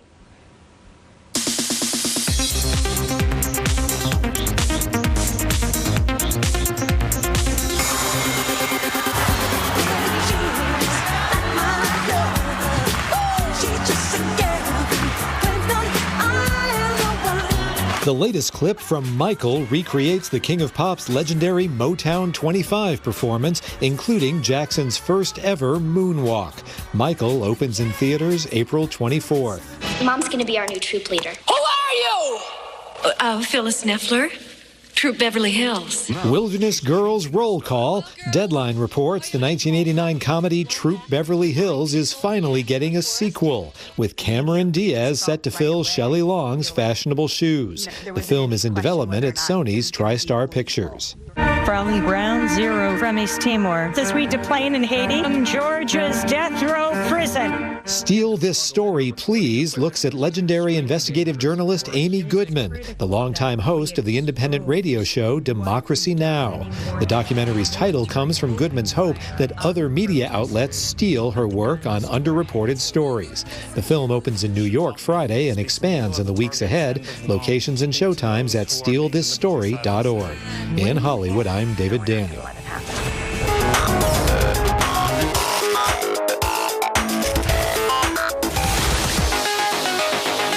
All right, here's a catnap of a cultured kind.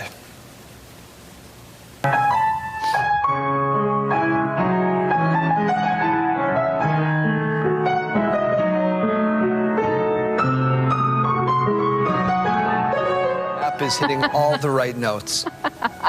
Script says, "You've got to be kidding me." Slatko the cat catching some Z's, perfectly laid out on the keys. Where do you find a cat like that? Anywhere? Yeah. Literally How do you anywhere. realize this is something that would happen?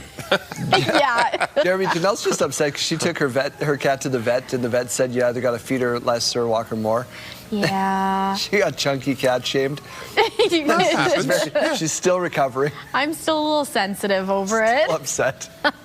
It's a good thing. Now you can take action and make your cat healthy and live a long, Put that life. cat on a leash and head out to Wascana. Yeah. Time out. We're back right after this. You with the cat.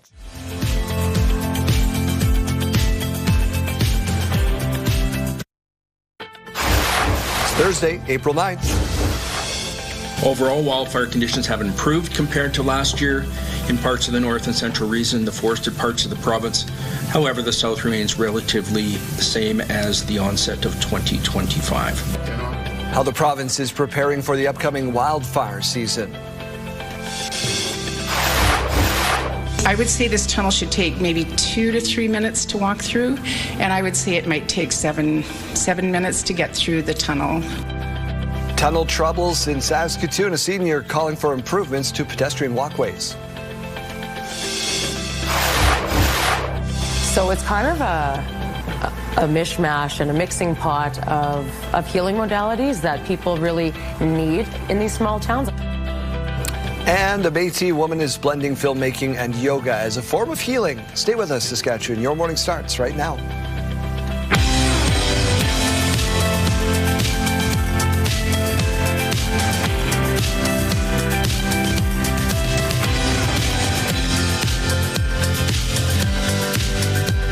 Welcome to your Thursday morning, Saskatchewan. I'm Daryl. And I'm Janelle. Thank you for being back with us. I feel really bad for Kayleen Swansky, not just because she's ill today, but because last night she went to the Price is Right. This is her 4th trip. Yep.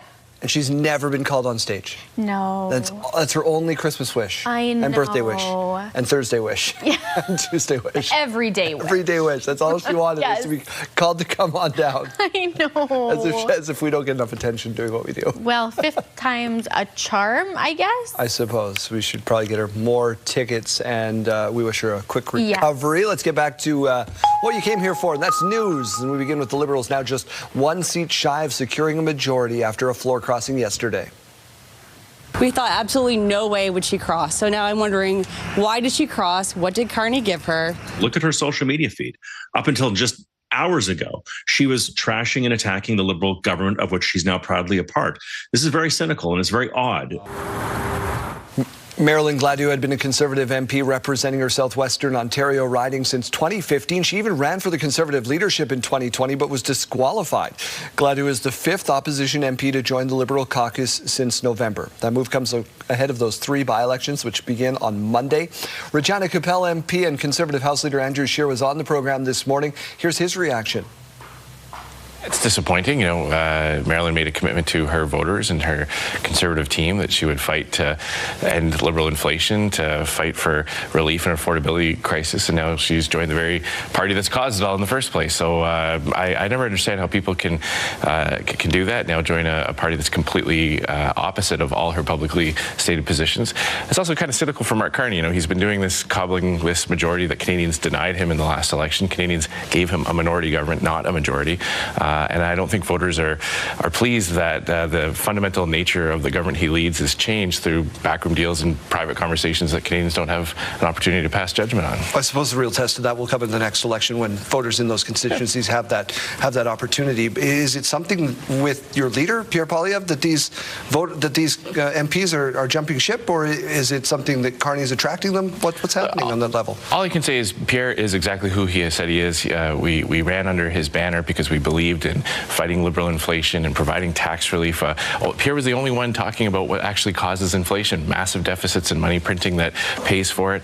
We're the only party fighting against the carbon tax for so many years. We're the only party fighting for real criminal justice reform, ending Liberal bail. So Pierre's been consistent to his Conservative principles. He's broadened our tent. We got historic highs. So those of us that are willing to do the hard work of preparing for the next election so that we offer Canadians that positive alternative, we're united behind him. We're enthusiastic to do what we said we would do in the last campaign and fight for those issues that I just mentioned. That whole conversation with Mr. Scheer is available on our website. The Saskatchewan NDP have unveiled their long-term vision for power generation in the province. The NDP says they would scrap the provincial government's $2.6 billion plan to extend the life of coal-fired plants near Estevan and Coronach. Instead, it would focus on wind, solar, and natural gas-generated electricity. The NDP says its plan would cost $20 billion over the long term, compared to the estimate of $60 billion for the current plan. This is a plan that will build new capacity quickly through wind, solar, and battery storage.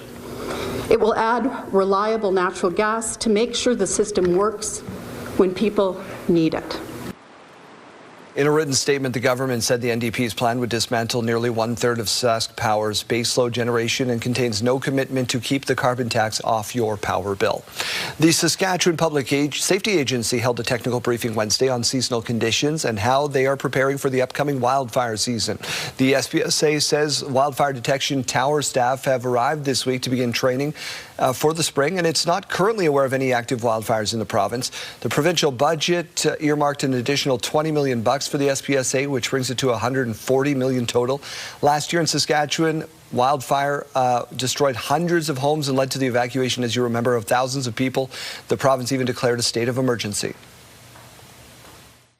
Overall, wildfire conditions have improved compared to last year in parts of the north and central region, the forested parts of the province. However, the south remains relatively the same as the onset of 2025. Following last year's wildfire season, the federal government called 2025 the second worst wildfire season in Canadian history. Saskatoon's senior calling on the city to make some improvements to dangerous conditions. She's calling them, Jeremy. Yeah, Daryl, it's a pedestrian tunnel that links the Massey Place and Mount Royal neighborhoods in Saskatoon.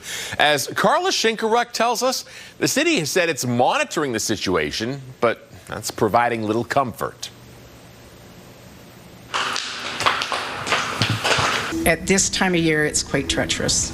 This is what Deborah Edmondson deals with at least a couple times a week. Well, the first thing is I say a little prayer to get through safely. It is a real challenge to get through, and I'm clinging onto the culvert. She uses this tunnel to get from her Massey Place neighborhood under Circle Drive to the Mount Royal area, often to get to a class, and she used it for years to get to work because the alternative is out of the way. I just wish this could be resolved so it's safe to go from one community to the other. She's been dealing with this for 30 years, she said, contacting the city many times. They check the tunnel locations every day, and they are aware of the water collects in the lower areas. But she doesn't feel anything is improving. The city told CTV News this in a statement. The city continues to inspect tunnel locations every day as we run into this challenge every year during spring thaw.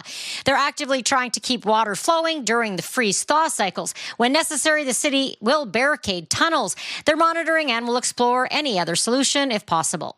It would be lovely to see a culvert or some kind of drainage system going into a culvert that actually drained the ice and water away. So Edmondson says when the tunnel doesn't look like this, she can get from one end to the other in about 2 to 3 minutes. But with the unevenness and the ice, it can take her up to 10 minutes. It's just kind of sad that we haven't solved this problem yet because it's been many, many years. And she can't help but see a double standard. Like if this was in front of my house, I wouldn't be allowed to have this ice on my sidewalk. I would probably get a warning and then possibly a ticket. She likes to walk to stay healthy, but admits this makes it challenging. Plus, there's the reality of a spring melt. It's going to be water, and I have walked through here when it's been water, and I would say it's been about 6 inches deep. Carla Shinkaruk, CTV News, Saskatoon. All right, Daryl, Mark Carney made a really long-distance call yesterday. Yeah, he spoke about Canadian pride and cross-border unity during a call with the Artemis astronauts.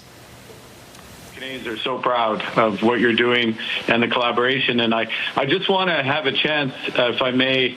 I'm thrilled. I'm absolutely thrilled to be speaking with you, Jeremy, and the crew. We are to. Prime Minister told Canadian astronaut Jeremy Hansen about the thrill of seeing the maple leaf on display in the spacecraft. He also said it's a good example of Canada-U.S. cooperation. Hansen promised to bring that patch back to the Prime Minister.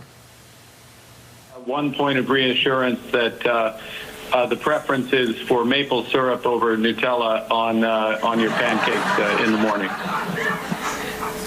I hope. Absolutely, sir. I can send Christina to get the SERP right away. A little bit of levity, that's important in these things. The Artemis II crew is on their way back home after their historic lunar flyby. During the final news conference, the crew says there's much to look forward to after splashdown. We have to get back. There's so much data that you've seen already, but all the good stuff is coming back with us. There's so many more pictures, so many more stories, and gosh, I haven't even begun to process what we've been through. Splashdown is set for tomorrow off the Pacific coast. The owner of a former school where the self-proclaimed Queen of Canada and her followers resided in the town of Richmond had his court appearance adjourned on Wednesday in Swift Current. Now, Ricky Manzi is charged with 1 count of failure to comply with a release order condition, 1 count of intimidation of a justice system participant, and 1 count of failure to comply with an undertaking condition. He is also facing 7 additional charges related to previous incidents, including assaults, resisting arrest, mischief, uttering threats, and more. Mans, along with the leader of the group, Romana Didolo, were taken into custody after Saskatchewan RCMP raided the compound in September. Last month, the Crown stayed charges against Didolo. Mans will be back in court April 22nd. Technology is changing everything in our lives, from how we communicate and what we eat, and one of the oldest professions is not immune. Jack Morse reports. Hey, Ben. I'm here. Shake hands. As you wish.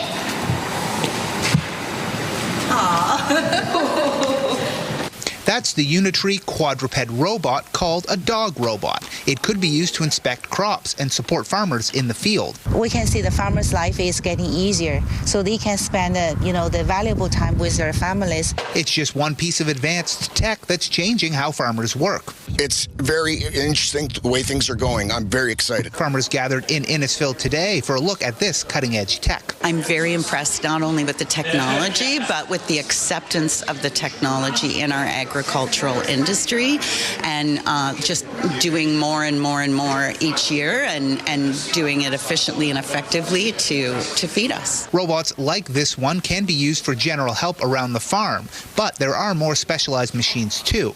These heavy-duty drones can be used for things like precision pesticide spraying. More coverage of the crops.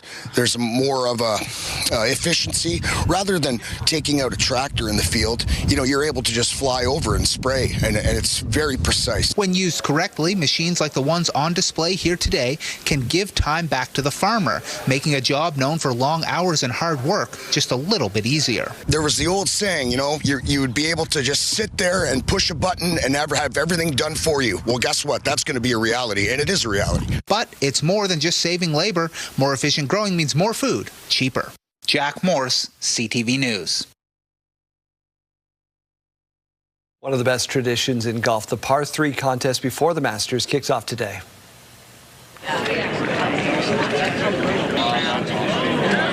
Oh, that's beautiful. Go in! Justin Thomas on the second gets his hole-in-one. He finished the round in second, which is probably good news. Aaron Rai won it, and that's maybe bad news because nobody that's won the par 3 has ever gone on to win the tournament 4 days later. So that was the star of the show. That is Tommy Fleetwood's son, Frankie. So here's Dad having a pretty good day. Rolls this one all the way back and in for a hole-in-one. And then his son thought, well, I can give this a try, Dad. So here comes Frankie on the tee box. Nice-looking swing. Has it got the distance? He golfs just like me. Did not attempt, did not reach the green. Did attempt a second time, did make it over just shy of the green. He's got a bright future in front of him. Let's get one more picture in. Janelle, get ready to fall in love, not with me, but with Torino. The miniature schnauzer, besides looking super suave, is a therapy dog who works with kids and special needs individuals at the hospital. So thank you to Diana for sharing this great shot. The glasses. What a sweet angel. I love the sunglasses too. Yeah, very, very nice. Let's take a look now at our current temperature in Regina. We won't be making a lot of use out of sunglasses here today, but the weekend is a whole nother story. We'll get more into that coming up. But first, let's take a look right now. -2 currently here in the Queen City. Those winds are at about 15 kilometers per hour. And again, a cloudier day here ahead of us. Over to Saskatoon, -1, seeing those wind speeds picking up a little bit to about 20 kilometers per hour. A little bit more sunshine in Saskatoon than what we will be seeing here here in Regina today. Now let's take a look at our futurecast. We can see those clouds moving through the province. Little bit of snow here. This is around 2:30 tomorrow morning when the northern end of Saskatchewan here will be seeing some of that snow. But again, nothing of significance and nothing that's going to be sticking around with the beautiful upcoming temperatures. For our currents here today, Buffalo Narrows is at -1, Spiritwood -2, Nipawin -6, and Hudson Bay at -7. Swift Current and Moose Jaw -1. The Battleford's right at that 0-degree mark. Yorkton -5 and Weyburn -2. For our highs today, again, you can see those little patches of snow coming through, but nothing that is going to be sticking around. Today's forecast, the Battleford's at 4 degrees along with Prince Albert. Swift Current 7 degrees. Yorkton is at 3 and Weyburn and Estevan both at 8 degrees for their high. Now for our 7-day forecast, right here in Regina, we will be seeing about 5 degrees for our high today. Again, cloudier day, but tomorrow plenty more sunshine. 12 degrees for the high, reaching about 0 as the low Friday night. And Saturday, we are really starting off the weekend strong with 16 degrees, little bit of rain, but again, that'll lead us into the afternoon. We won't be seeing a ton of precipitation, just a little bit, and that temperature won't be wavering. And on Sunday, 13 degrees. Monday, kicking off a fresh week with 9 degrees and a little bit more cloud cover in the sky. Over to Saskatoon, 3 degrees is that high for today, -8 tonight as the low. Tomorrow, again, more sunshine. 6 degrees for that high, and on Saturday, reaching about 10 degrees. It's a great weekend if you've got some plans coming up. Hit those roads. Things are going to be looking quite nice. On Sunday, 6 degrees and still sticking around that 6-degree mark on Monday to start the fresh week. Tuesday, a beautiful 13 degrees to look forward to and some more sunshine.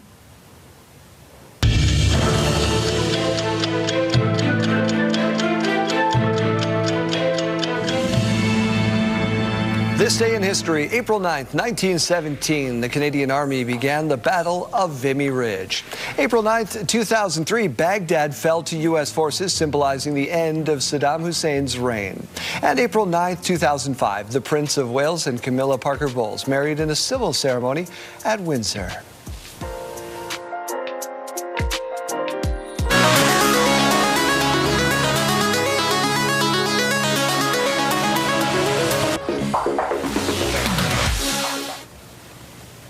All right, why go to outer space when there's still so much to discover here on planet Earth? Scientists have their first ever footage of a new species of spider. Now, they actually first discovered it in 2021, but they had trouble getting it on camera because it's so darn small, 2 to 3 millimeters in length. They have footage of it, though, now, so they'll be able to study habits like how it mates and how it eats. It doesn't say here what they've named it, if they have. Nightmare fuel. They call it the nightmare fuel is the proper scientific term. If I'm so small. I don't like Holy that. man. Size of a pencil. The lead of a pencil. My goodness, yuck. All right, well on that happy note, let's get to our question of the day, which is what is a sure sign that spring has arrived in your area? And maybe it is the reemergence of some spiders. Yeah, well, we actually didn't get any spider answers. Nobody happy to see them? Weird. Thank goodness. We did get a lot of great answers, though. Kim, who says seeing a robin, spring tulips, and crocuses starting to sprout. I'm liking light jackets and not snowsuits at daycare pickup. That's just such a time saver. Yes. That's a surefire sign. A gift. We've also got Kevin here who says it's officially spring for me when the robins are back. So Kevin saw the first robin yesterday. We've got a lot of answers coming in talking about robins. We all love them. Or dandelions, which are a pest later, but at first sight you're like, yeah, that's good. That's okay for one. A little bit of color in the backyard here from Julius. Another one here, when the robins nest in our evergreen tree. That sounds beautiful. Bob, who says when you see the crows, robins, and the seagulls, it's spring for sure. I can hear my ecologist wife freaking out right now because there's no such thing as a seagull, and this is like a point of contention. What? There's no such thing as a seagull. That's just a colloquial term, and so she gets really riled up about it. I like to tease her. It's so fun. What is it? They're gulls. They're different kinds of gulls. Oh. Right? Yeah. But they're not seagulls. Well, Bob's looking forward to seeing the gulls. The ones circling the Regina landfill are not seagulls, are they? Landfill We don't call them trash gulls. Thanks for participating in our question of the day and listening to that weird diatribe. Health news is on the other side of this break.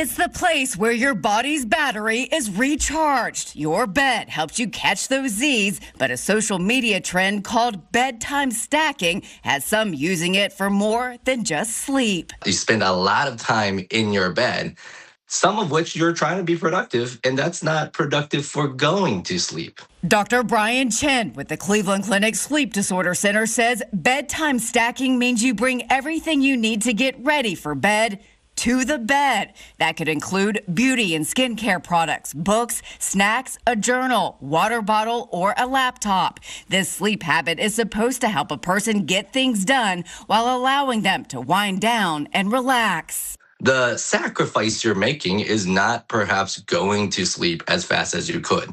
So that could result in you getting less sleep, being more tired the next day. Chin says bedtime stacking isn't all bad, especially if you need to be better organized or develop a step-by-step bedtime routine. But he says to think through what is in your stack and take away the things that may impact sleep. This comes down to the tried and true, which is having a good routine and trying to activate that routine at the right times. For those who struggle with insomnia, Chin says bedtime stacking should be avoided. Instead, he says to create a separate area where you wind down. Where you become drowsy should be outside of your bed, and in your bed, you just sleep. For Health Minute, I'm Mandy Gaither. Health Report, brought to you in part by SEIU West, Saskatchewan's first healthcare union. Now to the sentencing of the so-called ketamine queen, the woman who admitted to providing the drugs that killed Friends star Matthew Perry. Laura Spencer has more.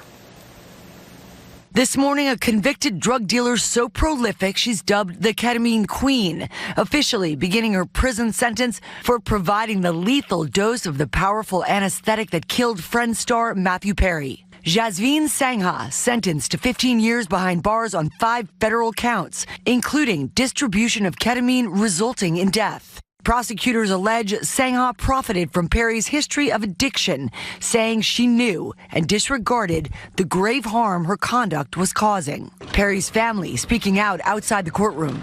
You'd have to have a heart of stone to wake up every morning and make a business out of feeding off the addictions of vulnerable people who are desperate for drugs. Sangha, the last of 5 defendants in the case, to plead guilty. 99 out of 100 federal judges in America are going to see it exactly the same way that this judge did. The person that's putting all these things in motion, the person that is making all the money, that's the person who is almost always going to take the biggest hit. For 10 seasons, Matthew Perry made us laugh as Chandler Bing. And when I dance, I look like this.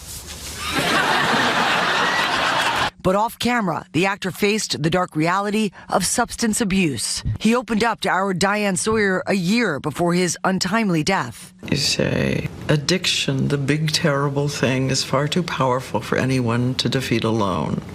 But together, one day at a time, we can beat it down.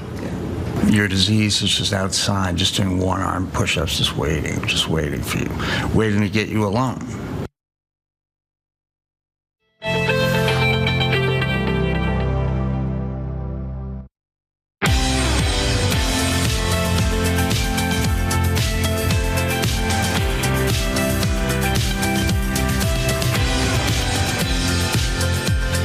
Good morning. It is 8:30. Let's find out what's making news. It's not an overwhelming majority, but a recent poll from Angus Reid finds 51% of you in Saskatchewan have a favorable view of Premier Scott Moe's performance. Wayne Mantika reports. After 8 years in office, Scott Moe retains a high voter approval rating. The Angus Reid Institute surveyed 325 Saskatchewan residents in late March and found that 51% approved of Moe's performance. Nationally, Manitoba's Wab Kinew topped the list with an approval rating of 61%, followed by New Brunswick's Susan Holt at 54%, Moe at 51%, and Alberta's Danielle Smith at 46%. This comes amid growing concern about the economy. 44% of Saskatchewan residents said they are worse off economically than they were a year ago.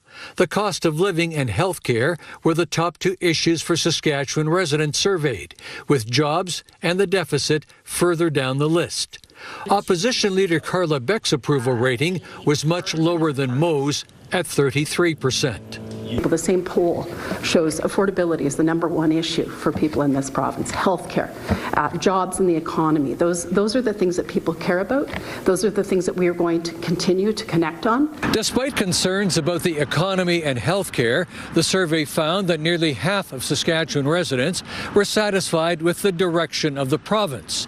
Angus Reid said that was among the highest levels of optimism in Canada. Wayne Mantika, CTV News, Regina. Rural police services are getting a financial boost from the province. Saskatchewan's 5 small town and rural police services will receive $10,000 for every sworn officer. The province says the funding model is based on service size, with the larger police services receiving more support. The funding is part of the province's Small Town and Rural Police, or STAR grant, announced in the recent budget. $190,000 set aside this year. The Corman Park Police Service says for it, the funding means officer training and updating equipment. We want our officers to be capable, competent, and able to use every tool at their disposal, but we have to continue to resupply the tools. The province says with the grant, all Saskatchewan police services now receive provincial funding. Victim impact statements were read in court yesterday during a sentencing hearing for a man found guilty of killing another in 2024. In January, Timothy Smith was found guilty of manslaughter in the death of his friend Landon Waddell. Waddell died of injuries suffered during a fight at a home in November of 2024. Court heard an argument ended in Smith punching Waddell twice and kicking him, which caused him to hit his head on a coffee table. 8 victim impact statements heard spoke to how Waddell's death has had a profound impact on his special needs daughter. Court heard she was 14 at the time and struggles to cope with the loss of her father. Smith is scheduled to be sentenced on Friday. Another warning from the U.S. president over the ceasefire deal with Iran. President Donald Trump posted this to social media, writing, quote, all U.S. ships, aircraft, and military personnel will remain in place in and around Iran until such a time as a real agreement reached is fully complied with. His comments come as uncertainty hangs over the tentative 2-week ceasefire now holding. U.S. Vice President J.D. Vance will lead a delegation headed to Pakistan for negotiations on the deal, which is set to begin on Saturday. Now to Artemis 2, getting ready for re-entry. Planned splashdown tomorrow night. Overnight, the crew spoke about the mission. Sam Champion reports. This morning, the Artemis 2 crew gets closer to Earth, and we enter a dangerous phase of the mission. Re-entry, 5,000-degree temperatures and a heat shield that must stay intact, better than Artemis 1. There's so much data that you've seen already, but all the good stuff is coming back with us. Now, the crew reflecting on their journey and the stunning images of the Earth and Moon. Commander Reed Weissman saying one of the most powerful and emotional experiences was his crewmates, naming an uncharted lunar crater after his late wife, Carol. That was kind of the pinnacle moment of the mission for me. That was, I think, where the 4 of us were the most forged, the most bonded. NASA's critical focus now, 1, re-entry, 2, a successful splashdown for the history-making crew. And upon their return, the crew is ready to help shape the next missions to the moon. This is a relay race. In fact, we have batons that we bought to symbolize physically that. We plan to hand them to the next crew, and every single thing that we do is with them in mind. A Métis woman is turning her grief into creativity, blending filmmaking and yoga as a form of healing. Laura Woodward reports.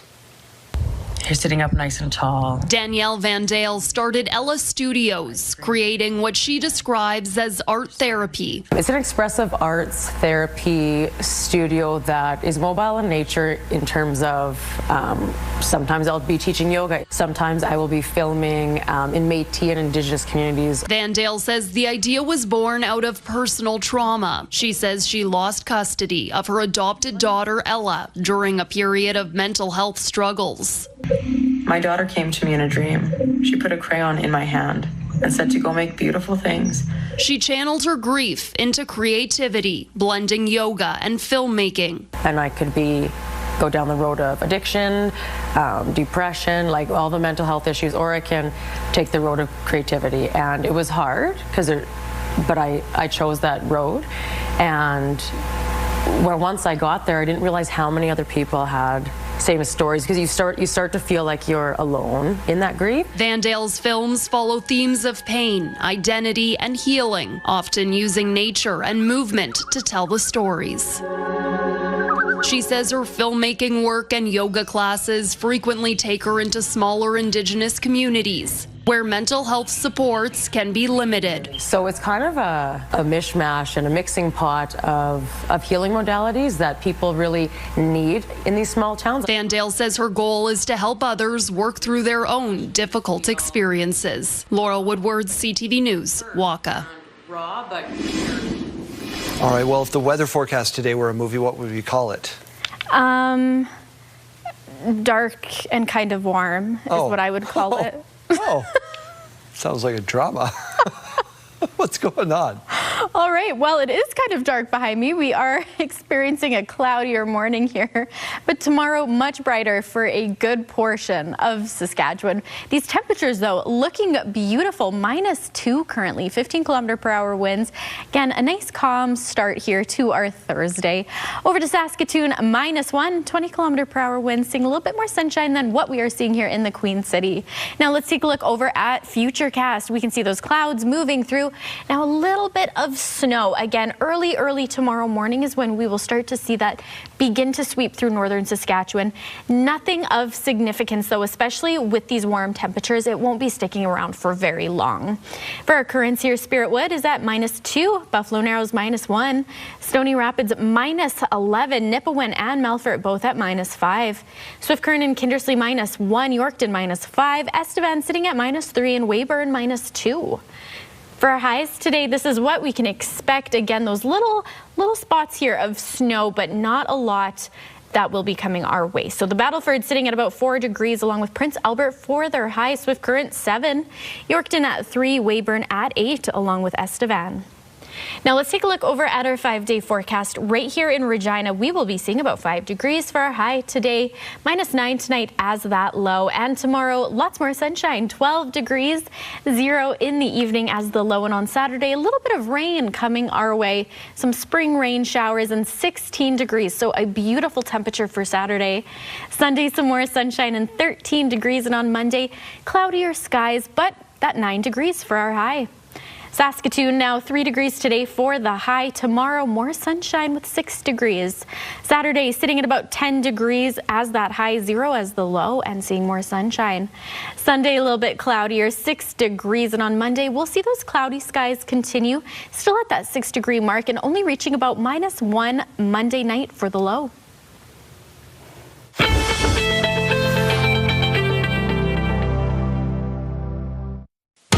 Tonight, I wouldn't have married him. I wouldn't have done any of these things. how one man was able to marry multiple women at once. There's no further investigation done. Are Canadian officials turning a blind eye? W5 investigates tonight on CTV National News and ctvnews.ca. All right, let's check in again one more time with Arden Lloyd, who's trying to catch his dinner. Back at the creek one final time with Logan, and fly fishing, we've done a little bit of practice on it, but what goes on the end of that line? There's some interesting flies that I've heard that we have on display here. Yeah, so there are many different parts of the sport. We have the casting, the fishing, which, as you learned, can be a little technical, but not that hard. And then the other big part is fly tying. So I do have a few right here. We do have a whole selection that you can use. They have a whole bunch of different names. You have tiny little ones that I'll use up here on trout, some over here that I like to use on Arctic grayling when I'm way up north. And some of these are good for walleye. Now, if I flip the case over, these ones here are slightly bigger, and this is what's really good for pike, walleye. I have really big long ones. And this one right here was actually tied by one of our members in about 10 minutes. And this one's actually called a woolly bugger. It has a bead head, so it can drop down a bit, and you can actually start getting some of those fish 5 to 10 feet below, or if you have a sinking line, walleye 20, 30 feet down, and each pattern gives you a different look that goes through the water. In 10 minutes, is that almost kind of a record time for little bit of art like that. How long does it take usually to get these produced? Well, when you're doing your first one, it'll take an hour. And then average tie time, if they're just sitting there, because we do have fly tying nights every month. And usually, we're over at the bar. We have a couple drinks. We're doing some tying. And they can get through in about 2 hours, 5 to 6 of them. But I've seen people do them in as little as a minute. April 11th, casting clinic coming up. Is fly tying going to be a part of that experience? Yes, we are bringing out the club vices, and we are going to have some prizes for people who sign up for membership for the next year, which are fly tying kits that were donated to us by Shore Fishing. And we're going to have a whole bunch of fly tyers there, helping people along or just demonstrating some of their amazing creations. The great sport of fly fishing from Flatland Fly Fishing Saskatchewan, going to be one heck of a clinic this April 11th. We took a little field trip today. We're at Paddy Wagon. Why? Well, because we're going to construct a special burger. Why, Chase? Because you like to play baseball a lot. We love to play baseball. So we have our Glow Pitch Tournament coming up first weekend of May, and Kyle and the crew here at Paddy Wagon have been kind enough, fantastic enough to build us a custom burger here with proceeds that will be going towards Telemiracle 2027. Tell us about this fine establishment, Kyle. Okay, so we opened this location about 4 months ago. It's been great. The support from Regina has been phenomenal. We started off in a food truck, then we gradually moved into the curling rink right after our first food truck season, and here we are on Albert Street. And we also have our Moose Jaw location as well. What kind of burger are we coming up with? It's called Whiskey Business. And Kyle's going to guide me through it. It has the country western undertones. I have no idea how to... Over and undertones. There's tones. Over, under. We will be getting the middle tone that will be just right. The Goldilocks of burgers. Okay, we're going to find out right now. Let's send you guys into the kitchen. So it starts off with certified Angus beef. We'll get you to open up that bottom drawer there. Bottom one, okay. You betcha, buddy. And pop this guy open. Okay. Grab a handful of onion, split it up between the two. So every burger here at the Wagon gets topped with thinly sliced white onion. All right. That's where all the magic happens. Okay. Now we're gonna get them to smash these out. Smash it up. So just like you want to go about that thick, and then round your edges with the wrist. So go down, push down, keep going, push. Let's go. Now round your edges, just like that. Okay. He's got this, guy. This one I feel better about. Did you hit the gym this morning? No, this is it. Okay. This is it. You got it. There we go. I feel better with this one. Much better than the first one. There we go. We're waiting for that marred reaction. So you'll see around the edges here, it'll get nice and crispy. There we go. You can't forget the Wagon spice. Now, when you're flipping, you want to kind of come in at an angle underneath, like you're scraping kind of paint off of a wall, and just kind of get underneath the burger, and then do your flip action. Oh, they smell good. Oh, I can't wait. Yeah, hey, I try not to eat burgers every day, but that's a I can do it. A mission all in itself. Yeah. Okay, let's flip these bad boys. All right. There we go. A natural. Now we'll just flip her down. Boom. Bingo. Gotta grab some American cheddar here for the top. All right. Kind of split that up between the two. Now we can't forget the bun. We toast every bun here at the Wagon. Love it. And we can't forget the bacon. We'll get you to drop a couple onion rings for the top, and then you're gonna hit it with that Whiskey Business sauce all over top. All right. Gotta give a little smell. What is in the Whiskey Business sauce? Or this is kind of secret? That's secret. Secret? Okay. That looks good. We'll get you to crown that beauty. All right. And then you can't forget the most important part. That's the pick. Here. Give you the honors. This is the final? It's like Excalibur. Woo! That looks good. Okay, now I'm hungry. Kyle didn't trust me in the kitchen, rightfully so, but the burger, the great reveal. Chase, this thing looks magnificent. Oh my gosh. Magnificent. Just put it right down there. Yeah. Remind people there is a reason that we made this burger, and it is for a good cause, and it is related somehow to baseball. Yes. It's for our Glow Pitch Tournament, and all proceeds from this burger from now right until May 3rd, all 3 Paddy Wagon locations is going to be helping Telemiracle 2027. And 2, when it's for your tummy making you feel good and you're doing a good deed, like that's winning across the board. No, winning across the board is this. Thank you very much, Kyle. I'm going to take this right over here. Oh. Get your tickets, come down, get your burger, play some baseball, have some food.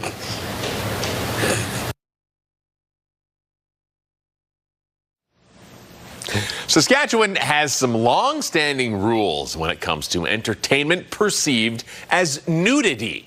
So when the Chippendales tour stopped at TCU Place in Saskatoon this week, organizers had to get creative to allow drinks to be served. Keenan Sorokhan has the details.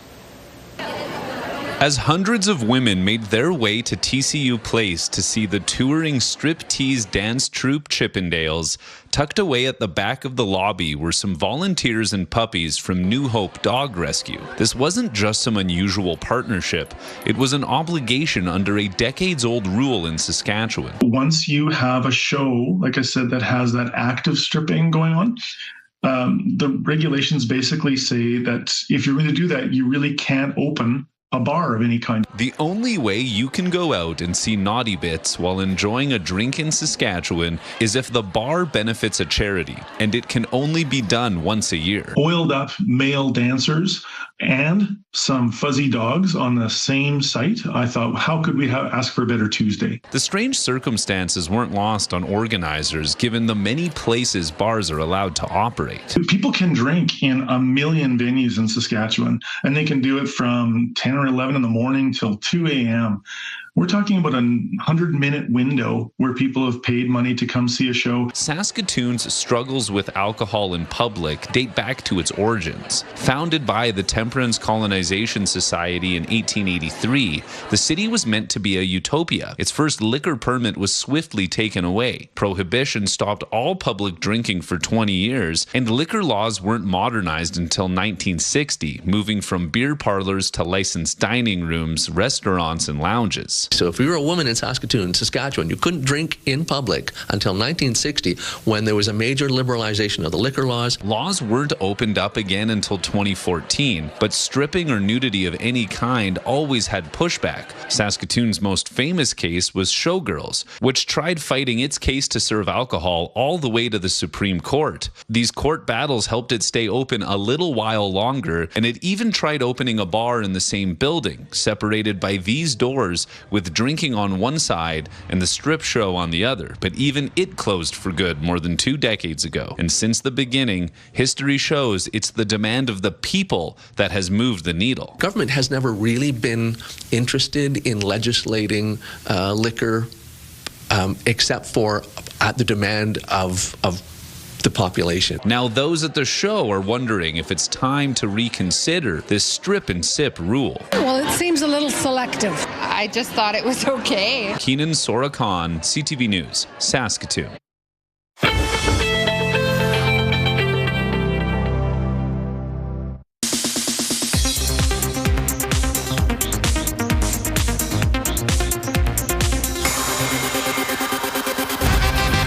Putting everything I build on the line to make sure they never forget the name, Lainey Wilson. The trailer for a new documentary on country music superstar Lainey Wilson features an interesting revelation. In it, the chart-topping singer, who's engaged to her longtime boyfriend, reveals she froze her egg so she can become a mother at a later date. Lainey Wilson, Keeping Country Cool, premieres April 22nd on Netflix. You got into Harvard Law? What, like it's hard? Legally Blonde returns to theaters next month for its 25th anniversary with a bonus, a sneak peek at the upcoming Prime Video prequel series, Elle. Paul McCartney will be the musical guest on the season finale of Saturday Night Live. Sir Paul performed on the SNL 50th anniversary special last year, but this will be his first time as a musical guest since 2012. McCartney's new album, The Boys of Dungeon Lane, drops May 29th. And happy birthday to Kristen Stewart. The Twilight Saga star turns 36 today. That's what's happening in Hollywood. Jacqueline Lee, ABC News. I want something that.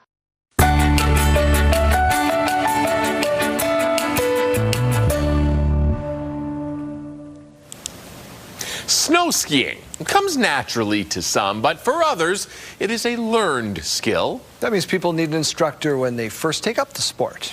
And of the most dedicated is a 90-year-old who has been skiing for more than 3 decades, all to teach new skiers how to hit the slopes. Kim Lederholm reports.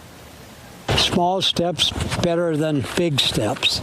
Snow or shine. Perfect. Each weekend at Christie Mountain in Bruce. They're doing great. there's a good chance you'll find Lenny. They'll be on the Olympic team. Lenny's just the best person, and he wants everybody to enjoy the same and love the same thing that he does, winter skiing. Tip your knee in like that.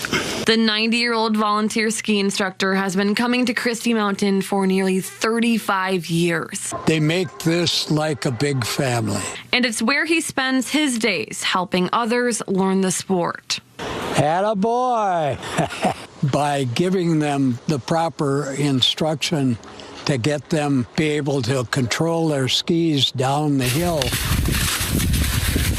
their whole demeanor just radiates. He's a quick learner, and you can tell that things have gone from kind of a threatening situation to an enjoyable situation. Now what he's doing there is called herringbone. He's so patient, and you can tell with the students. He never gives up, and he's always puts all the time in, and everybody here just loves him. The skis are what we refer to as parabolic skis. But Lenny would tell you the teaching doesn't come naturally. As a matter of fact, as I'm driving up here, I'm usually saying a prayer, "Dear Lord, give me patience." And that patience is exactly what you see when he's helping new skiers. You have your wedge here. Hoping to motivate anyone, young or old, to get back out there. If I'm inspire people who maybe have skied at a younger age and now they're retired and their kids are gone, and I'd like to encourage them to come up here and ski. Because for Lenny, okay, still skiing at 90 years old, and hopefully even longer, is an ability he doesn't take for granted. I kind of look at it as a gift from God. We've got all these stories about longevity. I'm over here thinking, if I hit 50, I'm doing pretty good, you know? Oh, my goodness. Every day we've got some new centenarian doing great things for the world. That's right. Not me.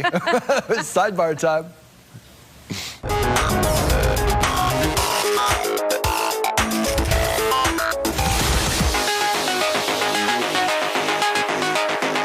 One of the last remaining traditional soy sauce factories in Hong Kong is looking for a new home, in case you have somewhere it could go.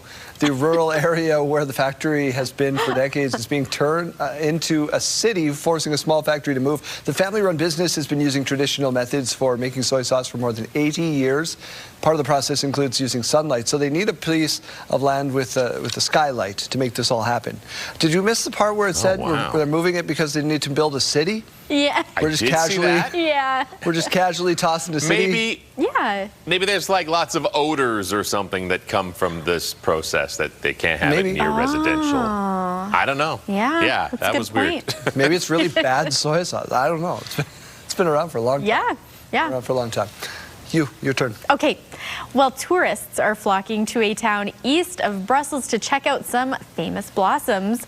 They're not cherry blossoms, but pear blossoms. So tourists have been keeping an eye on St. Truden's blossom meter online to pick the best time to visit. Oh. That's nice. They're beautiful, too. I would go see them. Spring. Yeah. Spring has sprung. I'm into that. Yeah. All right. What else do we got, Jeremy? Oh, boy.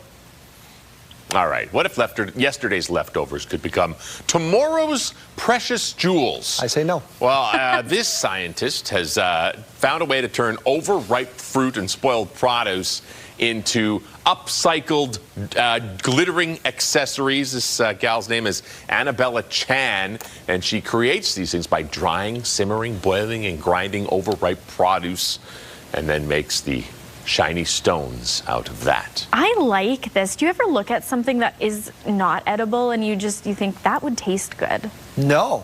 Okay, well, that's what I think of when I look at these. I have so many questions. Oh,